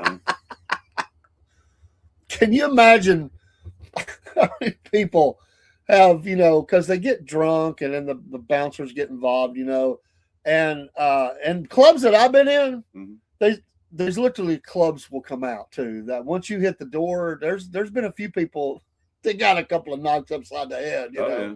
It happens. So, and they wake up next morning going, it's kind of like Tommy Boy. I don't hurt so much here, but right here, Yeah. where he got hit with that stick, yeah, man, you don't remember what happened. They got so drunk, man, and then next thing you know, my father-in-law he was madder than crap. He never was a fighter or nothing like that, but he was not my wife's dad, but he had gotten with her mom later. Yeah. But he would go to these bars and he played the gambling machines. He was pretty good at it. He won. Right. He won more than he lost. We'll say that. Yeah. But they didn't want to pay off one night or something. He was a little drunk. I think he mouthed off and stuff. And they knew him, but they for whatever reason they decided they weren't going to pay off that night. He was out like $600, so he was raising Cain. So they threw him out of the club. They threw him out of the club. Well, one of them whacks him across. I mean, he had black eyes. I mean, he was hurt. Like they whacked him across the back of the head. And he has a gun in his trunk. He left it in the car in the trunk. And the owner, this is the bouncers did it. And the owner comes out, he's trying to help him. Like, I'm sorry, you just can't be causing trouble. He's like, and he don't know it. He's trying to help him get in his car, which he should have been getting him a cab, but to get in his car to go home. Well, he said, I got to get in my trunk. And he could never find the right key. If he'd have found the key, he would have killed him. And he told me the next day, I mean, he looked like he got hit by a Mack truck. He said, it's God, the hand of God. God's blessing. He said, that I did not get that trunk open. He said, I was going to kill every one of them because they hit me. I mean, it hurt him, man. I mean, he was messed up. Yeah. I saw the injuries. I that's so they didn't have to pay $600. Exactly. Dude. That's all it was. Just $600. $600, man. They're not paying. But I don't know. A lot of people can't talk about things like this, but I was raped and molested when I was a kid. Yeah, you told me that. And I blocked it, out. And when I went through some regression therapy because of the rage that I had, that was my problem. I was. By the way, real quick, as someone who's done like counseling through the church and stuff, I'm going to tell you, there's just as many young boys have had this happen as girls. They just won't talk about it usually. Exactly right. And to speak out is amazing. Well, because I could always detect when they just wouldn't say it. Right. I've had a couple that would actually tell me, but most of the times they just can't go there. So God bless you for being able to, get to say that, because you have to deal with the anger off of that. Yeah. I mean, it's, I went to the guy's house when I went through this therapy, all of this, these memories came flooding back. And I remembered exactly who it was, where he lived, all this stuff. And I went to his house and went up and knocked on the door. And his mother came to the door.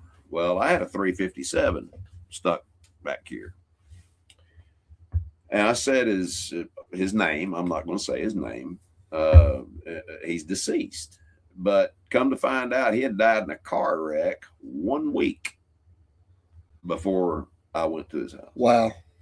If he had opened that door, I'd have shot him right between the eyes and never thought twice about it. Yeah.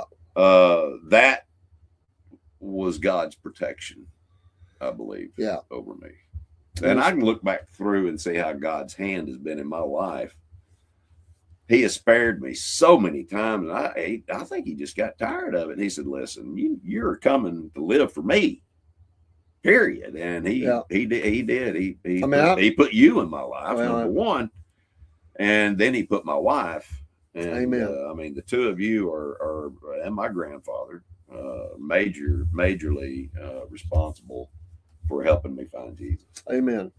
I'm forever grateful. There's been a couple of guys that have told me, and their wives didn't even know. They said, I just can't. But they finally said, this is what happened. But because, their lives are falling apart, man. That's what happens is that you have to deal with it. and they don't, and that's that cry for help as they finally get in there. And I said, well, it hurts, it's hard, but you gotta get through that. You gotta deal with it because you've pushed it back so long and so deep. It's coming out, man. It's messing you up. Yep. So they're getting into addictions. They're having problems in their marriage.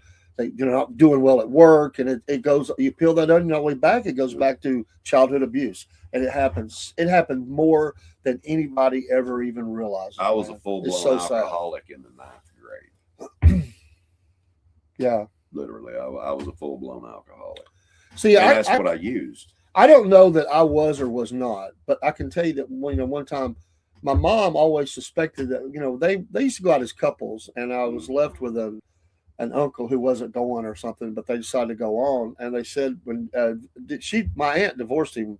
And I saw the son he has. I saw the crazy that he's been his whole life. I think he abused his own son. Wow. And my mom said that something was different about me when she got back there. And I've always thought about it, but if I've blocked it or I don't know, man. To this day I don't know. But I don't feel like I don't know what happened. But my mom said I would never go around the guy again. Well, I want to tell you. So I don't know. I could have only been maybe 4 or 5 years old. Back in those days, they didn't think about that stuff. They just left you, it's family, and you just don't know. You don't know. And sometimes that's going to come back, so maybe I went to Greenleaf, used to be in Fort Oglethorpe. Yeah. It's a police station now, I believe, or it used to be. But after I got out, they had me follow up with a psychologist. Sure. And this guy knew my whole story. Sitting there in his office, the guy makes a pass at me. God, that's not good. Well, when I walked out, he was laying on the floor unconscious. Yeah. And I never went back again. But I mean, There's so much abuse you out there, do that to somebody. I mean, back when I was 20 years old, I was about 250 pounds of solid muscle, and I mean, I could kick the ceiling just about. I was very agile and extremely strong. And the guy was stupid. Yeah. That's all I can say. He was stupid. He deserved what he got. It is one of the, I mean, I think of all the young girls that were abused throughout especially in the southeastern United States. I mean, it was bad in the South. It was. And you hear story after story after story. And some of these girls, and even the ones that was where they just got with some guy and it was, some young man and they get pregnant, they'd send them off to these, back in the day, I mean, back in the mid, 40s, 50s, 60s, up through that. Yeah. And then before, they would send them to homes in Kentucky and places like that. Some of those girls never made it back home. Yeah. They were sent off because of the shame that their daughter got pregnant. And some of them made it back. The babies were always adopted out to somebody, and they'd bring the kid back and say they were away at school. They would never tell anybody. The kid would grow up and eventually tell somebody this is what happened. Yeah. But some of those girls were never allowed to come back home. They were raped. But a lot of them, it was family, and they weren't. Exactly. And so they just sent them away. And a lot of times it was incestual. Yeah, it's a deep stain sin on our area, and it happened much more than I ever thought. It wasn't until I started dealing with a lot of people that were having all these massive troubles in their life, and you just keep listening and you ask a question and and the next thing you know, it just comes out, man. They just like, look, I'm just going to tell you straight up. Yeah, I was abused by an uncle or my dad or both or a neighbor, and it's just something I've never told anybody, And I don't do private counseling or nothing. I have females in the room. But I've been sitting in with professionals as well. I've been invited in as a pastoral, help, right, and listen to them tell their story so they could get help. You can get help paid for. They'll all the counsel, all is free if you'll just go through. But they would say to qualify, you have to tell me just enough. You have to, because basically all of it will fall under PTSD. Yeah. That's the definition. That's once you say PTSD.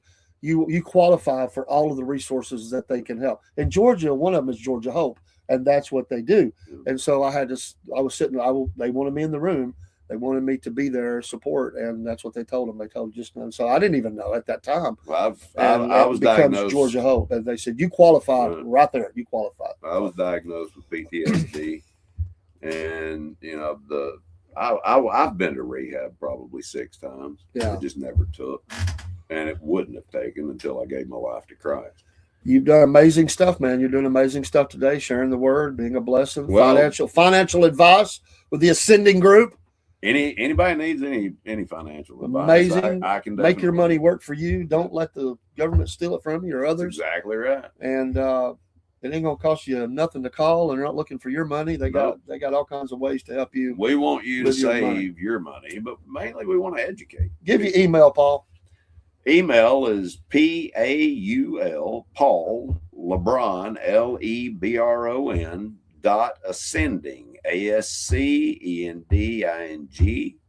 @gmail.com. I've seen all the work and evidence that they've done. It's tremendously successful, and so many people have saved so much money, made money. Not just saved money, but made money Exactly. because their money began to work for them instead of it just sitting there losing the money. Yeah. And people let you just throw your money away. I mean, will. that's what they do. Well, unfortunately, there's some unscrupulous people that are in the game. We are not that way. Number one, we never make a penny off of our clients. That's right. But we get paid very, very well. We have over 190 companies that we do business with, Fortune 500 companies. And if you fall below an A rating, you're kicked off our platform. You cannot be on our platform if you don't have an A rating or better. And we've had the privilege of helping thousands of families. Yeah, they've seen their dreams come true. Yeah. Being able to get ready for retirement. If you want a tax-free retirement, I can show you how to do it. So contact the Ascending Group, Paul here.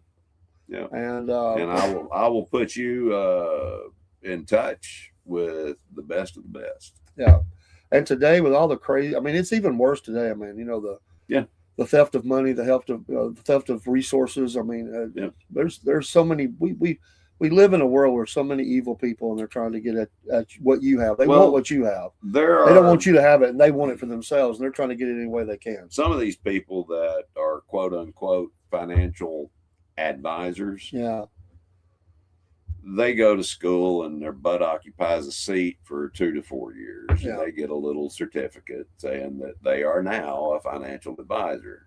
We've had a lot of them come to work with us, and once they're educated, they're blown away that they didn't even know these strategies existed. Right. So how are you coaching somebody on a strategy that you don't even know exists? Yeah. So we show people what the wealthy do with their money to grow, save, and protect it. Number one rule of money. Money has rules. The number one rule of money, do you remember? Never lose it. Never lose it. It's the number one rule. That's right. And that's straight from the GOAT himself, Warren Buffett. Yeah, he just stepped down. He's still on the board, I guess, but he stepped down. Well, it's about the reins. time. I mean, the guy's in his 90s, right? He is. The company I work for is Berkshire Hathaway company. Well, and but he this guy, you know what? He went up, and again, I might not agree with everything he believes in, but on finances I do. But because he's smart. Yeah. But he went. Remember when he bought the railroad, a bankrupt railroad, and they're like, "Well, that's a stupid move." Well, then they started hauling that oil out of North Dakota oil fields. Yep. That they wouldn't let that pipeline be built. He knew that was going to happen, and he's making that now is a very profitable train. Most definitely. It was bankrupt. He hasn't ever made the. He bought up a bunch of small newspapers. I don't know that he's ever made it with that yet. I'm still wondering where he's going to go with that. But he bought up many of them. Well, but he's an old newspaper kind of guy. So he is, and I hope he's presenting the truth instead of what the newspapers have been turned into. These were smaller newspapers, and he wanted to help them be profitable. Well, most of the large that hasn't happened yet. That's the only. They're the propaganda arm of. I'm like, we get it. Oh, excuse me. Well, usually what happens. Excuse me, I will be right back. Usually, what happens is that these smaller ones, you have to list things in those papers, and if you get enough listings, you're making money because they have to pay you for all those listings. So you put a little news in there, and it doesn't matter what your subscriber list is. There's people paying you, then you're making money off of that anyway. Because and they have to, and there are certain rules within some of your way your companies or even churches, organizations are set up. Some of them that they have to put listings in every year into these newspapers. And so people say, I've never even heard of that newspaper, but they make money because all these people have to come to them. They have to put them in more more than one newspaper, and they have to do that every year, and the cost continues to go up, but they have to do that every year. They're required to hold on to their certification the way it is. I know it's for a fact because I know somebody that it happened to, and they have to put a disclaimer in the paper every year, multiple papers. I think they have to do 3, and they have to run that every year for 7 days, 2 weeks, something. Maybe it's 2 weeks because it could be a weekly, and you have to do that every year and pay that fee. And there's tons of them out there, so they're just listings. Doesn't matter; they'll give them away. It doesn't matter if anybody's a subscriber. So yeah. Anyway, great morning. Yeah, we're going to have to get off here in a few minutes, but hope you have a great Saturday. Remember Daytona 500 tomorrow, baby. Tomorrow afternoon. There's been the race tonight, the O'Reillys. If you like racing, we'll talk about it Monday evening with Dean in the house. We'll be talking racing. He's working today. And tomorrow, we'll be back Monday evening with, I'll be back in the morning. And tomorrow evening, I'm sure. But he will be back, and Monday morning, we'll be back with the racing and the sports show Monday afternoon. We got tremendous interviews coming up with drivers, and we got a special announcement coming. We're working out details right now. We're not going to announce it until everything's in place and all the agreements are ready. But it's a pretty cool thing, and we're working on that. And so we got a singer-songwriter coming on next Thursday. Yeah, man, you're good, Doc. We just talking. But singer-songwriter Miss Suzanne, we may have to record it because she's got an album release, and we can't do it live until the album releases. I'll talk to her this week. It'll either be recorded and released. I'll have to tell you what day, but we're going to do it Thursday, at least the recording, and we'll get that up as soon as the album is released because she's going to sing us some new music off of it. So can't wait to have her on. And look, I found 2 things. You found 2 things. We were talking about Halloween earlier. I found you a little pumpkin. You found a little pumpkin. A pumpkin. I'm sure undoubtedly the kids running around doing. And I'll put that here and ask Kayla if she. Look what's blooming. Yeah. Everybody know what that is?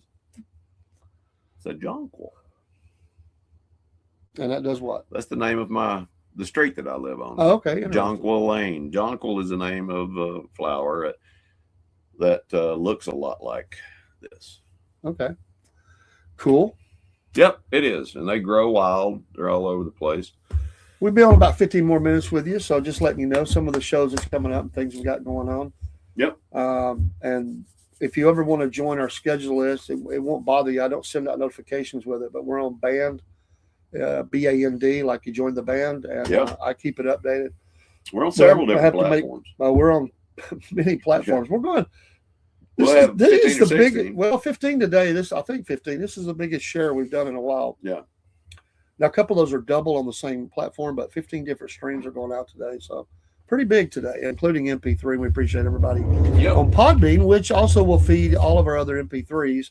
As soon as the broadcast goes off, they'll be pushed out. But Doc enjoyed the discussion today about that. I found a lot of interest in that. And Dave, we were talking about these flowers. Do all of y'all know what a dandelion is? You know what a dandelion is? The little yellow. Yeah. They have done research on the dandelion root, and in the tests that they have done, the dandelion root kills 95% of all cancer cells within 24 to 72 hours. It's amazing. And God has given us everything we need to take care of ourselves, and the pharmaceutical companies are making billions of dollars killing us. Oh yeah, you make you sick and then give you the thing that's supposed to make you better. And I mean, the cure's worse than the disease. I mean, you got things like anal bleeding, and well, they advertise for a medicine else. And they give 25 things that could go wrong, including death. Including death. You might grow a tail. You might hear voices. Yeah, you have horns coming out or something. You never know. It's like, but other than that, it's a good drug. Other than those things, that's Let your doctor know if you experience any of these symptoms. Yeah, if you start growing a third eye in your forehead, let us know. we want to take you to the special Hey, facility. Doc, I don't that we think this have." was the plan. I don't know what's Yeah. going on here, but Doc, I don't feel right. Something's not right. something's not right. Yeah. You know what gets me? And one time I was dating my wife. We weren't married yet. And I was working this crap job, you know. Right. I didn't have a lot of money. I don't even think I had insurance. Oh yeah, because I just went to work at this place. Yeah. And I got bad sick. I mean, bad sick. I went to the doctor, and he goes, he gave me the wrong thing. And he admitted later, he said, I missed it. I gave you the wrong thing. So like I have to go back to the doctor. I'm getting worse. Yeah. So like 3 days later, I go back to the doctor. I'm missing work. I'm in bad shape. And I tell him, he goes, he said, he said, I missed it. I'm sorry. He said, you need this. And I mean, here I am. I'm broke. I've been missing work and You're stuff. paying for And it. I said, he said, it's kind of expensive. I said, Doc, I don't have no money. He said, you got to have that. I said, I have no money. He said, hold on. He goes, you know how it is. He goes Step to his up. office. Yeah. He pulls out the stack of all I need and hands it to me. He goes, I got tons of stuff in the office that I give to people who can't afford it. I get it from the people who are, Pharmaceutical rep. it's all that business back and forth, Well, see, a lot of people don't realize this, but when a doctor agrees to push their drug, they get a kickback. They on do it. get a kickback. And They they do. can say they don't. They're lying if they do. I know. I've been in the firsthand. parking lot when the guy comes through, the sales rep. Mhm. What they're driving Yeah. will tell you what kind of money they're making. They don't come in a little Pinto or No, they something. don't. They're rolling in a very expensive sedan, big expensive suit, carrying the samples in with them as they go, Right. cutting deals. That's exactly how that works. Drug- Doc says, "Oh, I have stories. My biggest hate with the martial arts is those dang useless trophies. Take them home, and now these Amen. dust collectors, no place for them. I started throwing mine out, useless junk." I agree, 100%, brother. So, Didn't yeah. do it for the trophy. Everybody gets a trophy, Yeah. a belt. Tell you what, you don't want to get a participation trophy if you step in the ring with me. Thanks for playing today and being in the ring with Yeah. Paul. Pick up Tell them what your, he won, Bob. drag yourself off the mat, and You get your here's butt your trophy. knocked out. you get a shirt. I survived Yeah. cage match with Paul. Yeah. I told you about my guy. This is the last story I'll tell. I told you about the guy. I think I told you the guy at work. It was he was trained. Did I ever tell you about the guy, the satin jacket? Remember telling you that? Is that the one that went up against the 4 or 5 guys? No. That was a different story. Okay. This guy was Tell me. he was he was deeply involved. I knew it. We talked. Yeah. Well, he was a little wacko, but he was good. I'm sure he was good, but he was wacko. Yeah. And he wore he's a maintenance guy, freaking maintenance guy. And he wears his jacket that tells he's a champ to work. Well, that's fine. But he wears it out on the job, and he has it laying over his toolbox. Advertisement. So he comes up and tells me it's lunchtime, and we couldn't blow down until which was supposed to do that those days. Yeah. But that's what they had us do. Yeah. While they were away, because it was a PM. Exactly. Long story short. So Preventative maintenance. I tell my friend, the guy that's working with me on the line, he said, "Are you ready to blow down? They're going to lunch." I said, "Well, we can't back here." He said, "Why?" I said, "Dude left his dang jacket. He came out and tells me don't let any dust get on it, or I'll kick somebody's rear end, My buddy says, "Oh, I'll take care of that." So What he he made it snow. Let's just say that. You couldn't I see got the you. jacket for how much dust came off of this thing, off the top of it down on it. Yeah. Well, I'm like, man, this is going to be bad. So, Oh, this is gonna be good. so I'm like, dude, he's going to be hot. So he starts thinking about it a little bit. Like I said, you might not want to be here when he gets back, but I am. I just sit there. I didn't do it. Yeah. So he goes and sees the jacket. He's in a rage. First guy he runs into was you remember a little black guy named not Charlie, but his brother, the Carruthers, Yes. wonderful, just funny Great guys, people, yeah. great people. Yeah. He runs up on him, and he's enraged, and he's threatening to kick somebody. He scared him. He's actually the one that got this guy. He went up on this guy, told him what was going on. But he comes back to me. He come around the corner, and I stopped him. I said, "Stop." Yeah. You need to slow your roll, buddy. I know what happened. I didn't do it, and I'm not going to tell you who did it. You figure it out. Yeah. I'm not involved. Number one, you shouldn't have wore the jacket. That's why I said you shouldn't have left it. I said. Number two, He goes, I know who did it. So he went looking for him. Well, in the meantime, this guy, he's scared so bad, he went and told all the bosses, well, his manager calls all the maintenance people in. Turns out they didn't like the guy. Was it Ben? No. Okay. No. I mean, as the boss. I'm sure that was Lewis. Okay. At the time. Yeah. So they call all them out, and they were looking for a reason to get rid of the guy anyway because they just didn't like jerk. Because he does stuff like So they fired him because he made a threat on the guy, and they fired him. And I never saw him again. Yeah. But I thought, why would you do that? Why would you put your advertising? I got fired from there. Did you know that? I didn't know that. Randy Brown fired me. Well, Randy.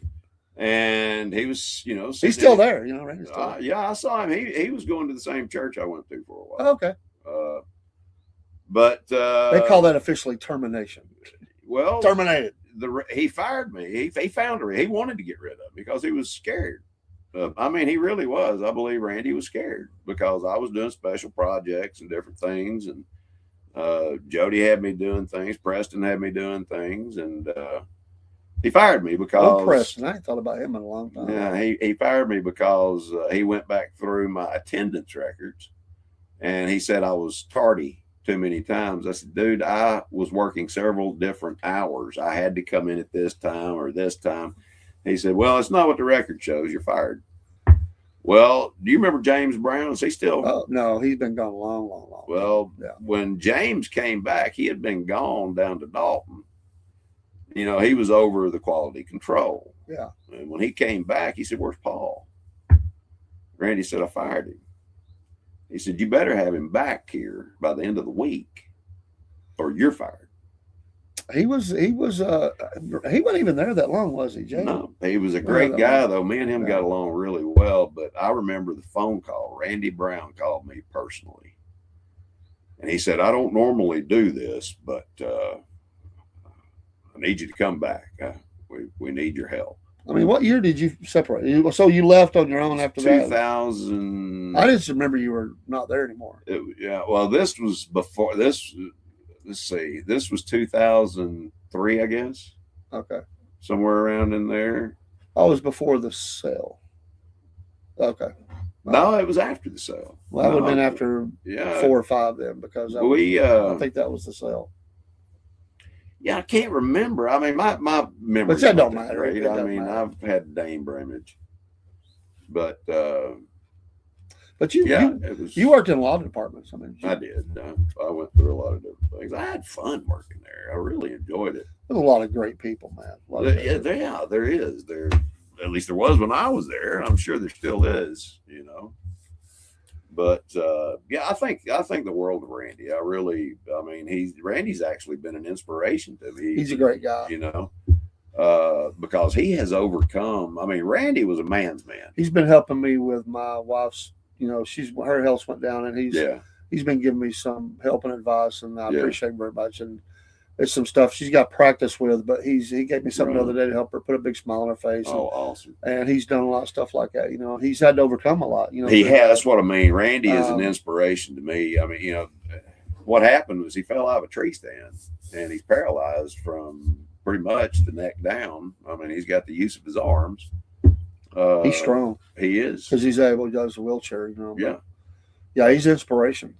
And I think the world of him. But you worked in that area for quite a while at one time. Long time. Doc says, "What kind of racing do you want to talk about?" I'm driver. We'll do it all. We kind of started out as a NASCAR show, but we talk all racing. Yeah. So right now we're doing a lot with dirt track, and we actually have a need. To really go into that. We talked a little drag racing, John Forrest, and some different stuff. Oh yeah. But we definitely we definitely will all racing. We're trying to hook up with some go-kart folks and stuff. All Doc, racing, man. If you race lawnmowers, we'll have you on. No joke. Seriously, yeah. But Doc, if you want to come on, come on. We'll be happy to do an interview with you. We'll get you on screen, man. We'll talk. We'll talk drag racing. Absolutely, most definitely. Man. What kind of vehicle do you run? I know he's not going to get that right off the bat, but, you know. But they're in our town. We still have the drag race. Yeah, Brainerd Optimus. They're still there. Yeah. You know, we lost the dirt track, unfortunately. Yeah, I know. Really... Somebody was looking for pictures online the other. I seen it early this morning of some Cleveland. You know, it shut down. They were it's completely gone. They were looking for some pictures. You probably would know the driver. They were looking for old pictures of them. Doc or something? Not Doc. It was what was the guy? Don. Somebody that raced up there was well known. I can't remember who they said. Well, Donnie, I used to help Donnie Van Winkle. I don't think that was the one his, they said. With his car. So they were looking for that. I actually hot lapped for him.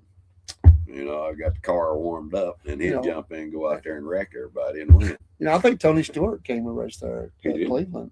He most definitely did. It was a there were some big racers come in there. We've got a lot more drivers coming up that's going to be on. We have a track owner that's going to be coming on. Oh, really? Dean got that one. It's out. It's That's good. I can't remember where this one's at because we did so many different ones. What Doc say? No, okay. No car. ATM, but as a wrench, I work on. Okay.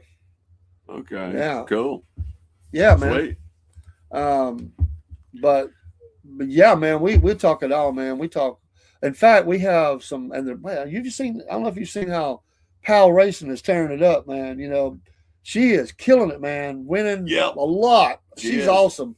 But we're wanting to do a little mechanic spot with him. I got to get back with him. I was waiting for him the season get started. So there we go. We got us another mechanic. Yeah, I love that. We want to get all sides up, from ownership to sponsors to the drivers, the friends who help, you know, whatever. If you drag the track or whatever. Yeah. Do they drag the track on a dirt track? Is that how they get the dirt kind of back? Do they have something they drag? They're like at a ball game, you know, they drag. Do. I wondered about that, you know, because, you know, you ripping that dirt up pretty good. I want to tell you what, it's unbelievable how much grip you can get with a slick tire on dirt. I have literally come out of the corner with my front wheel off the ground. Oh, yeah. And you see that quite often because there's so much torque coming out of that turn, it lifts the left wheel off the ground. Yeah. Yeah, we love our racing. It has grown. We're actually doing more. It was one day a week, but we're actually doing more days because of the interviews we're doing. And I told Dean, there's a big audience. We're going to need to expand the time because we can't, because we do want to talk sports too. We talk a little racing in the sports, but we just try to dedicate that one to racing. Yeah. And it's grown. And I said, we're going to have to expand the racing hour. We'll still call it the racing hour, but it's going to be 2, probably an hour and a half at least right now. And we're just to get everything in because there's so much that we want to share. Yeah. And, you know, I'm thankful for that. I mean, it's really been a blessing. And, you know, I want to hear it all. We have a guy coming out. We have a guy that with Horsepower Coffee. Look him up on Facebook. Yep. He's going to be coming on with us, tell his story. And I used to race. Pretty good coffee. Things happen. Well, we got some coming in, and we're going to do a live first out. They have one energy drink right now, kicking strawberry. We're going to test it on the air. Live on air. We're going with him there. We're going to do like a little promo for it.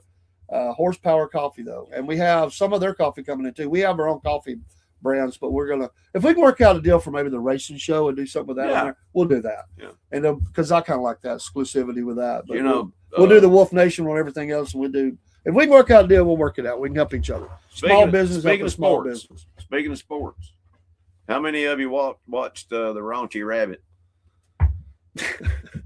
I didn't, and I don't know how many people did. Millions turned off. Yeah, they went to TPUSA. Yeah, I did. That was a big mistake. Big mistake. The people have spoken. Yeah. I hope the NFL listens. I mean, I really don't have a horse in the race because I don't watch professional sports. I mean, I watch some baseball, maybe a little wrestling.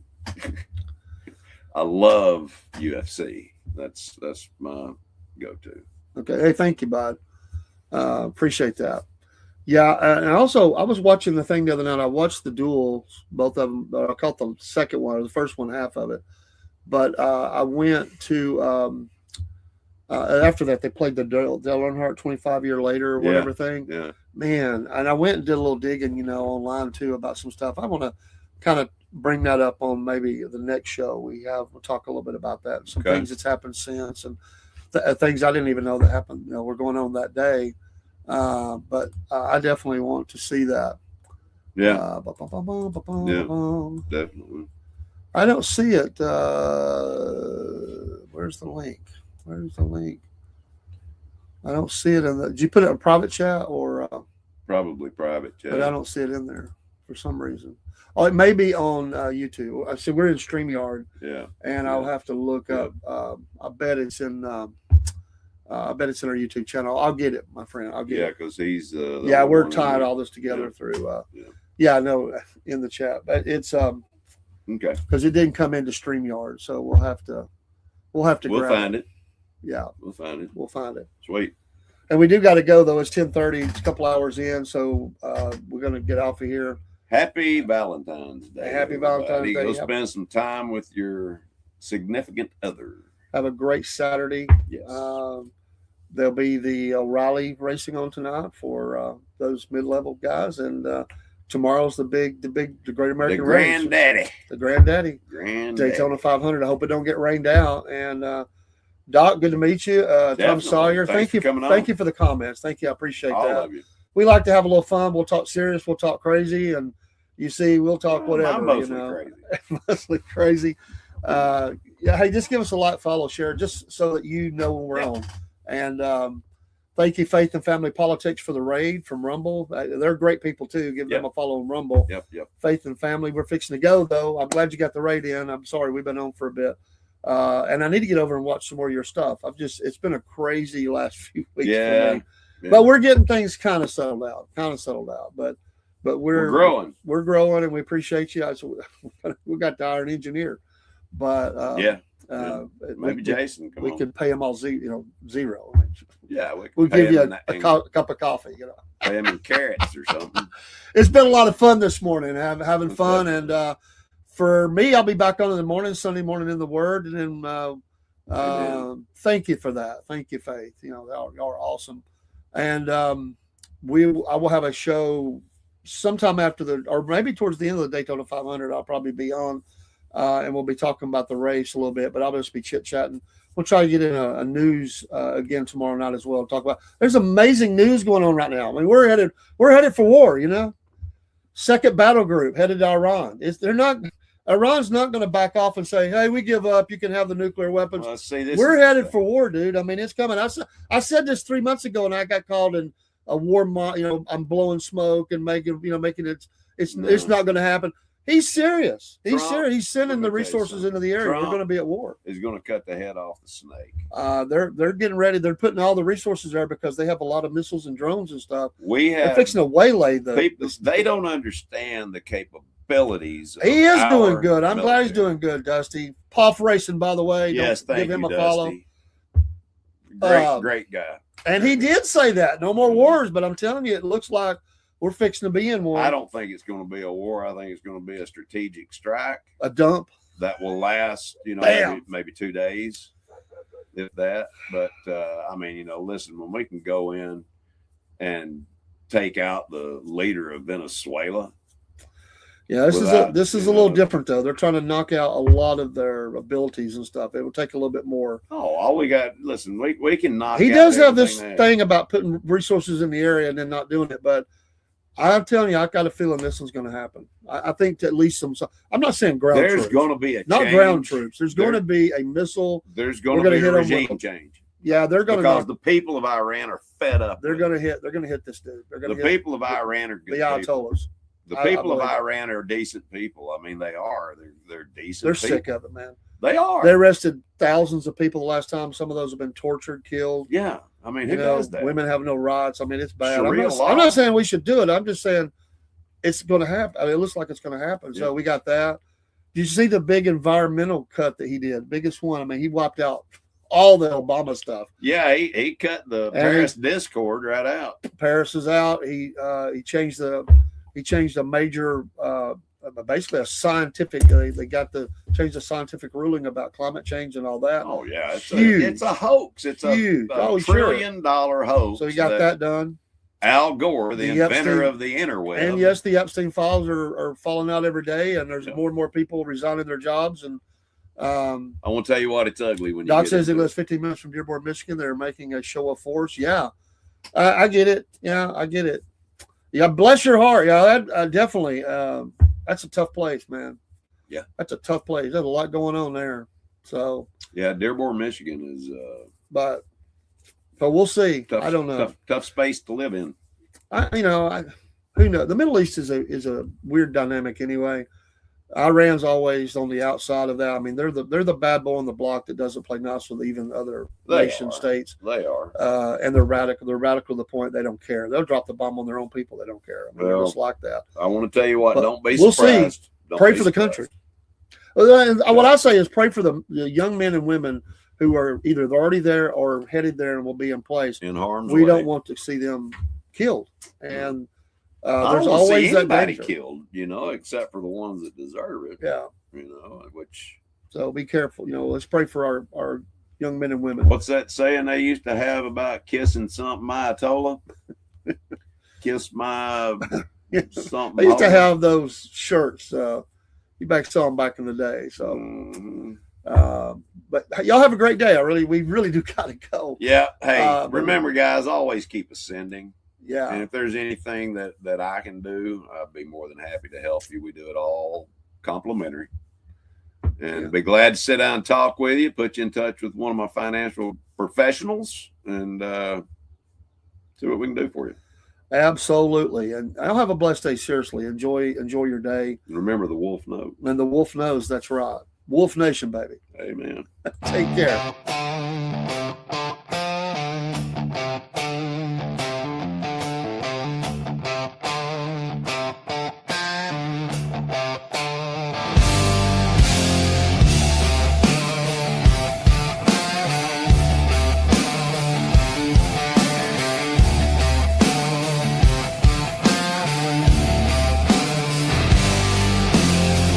Out on the airwaves, mud soaked and loud. Cornbread man talking, biscuit boy proud.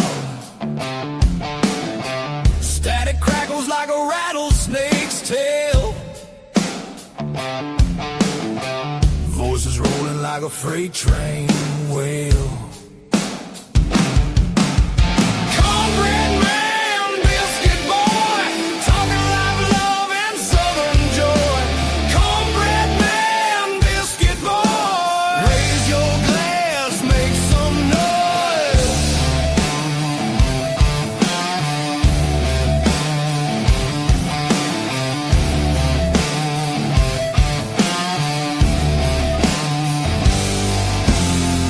Gravy drips in the southern drawl.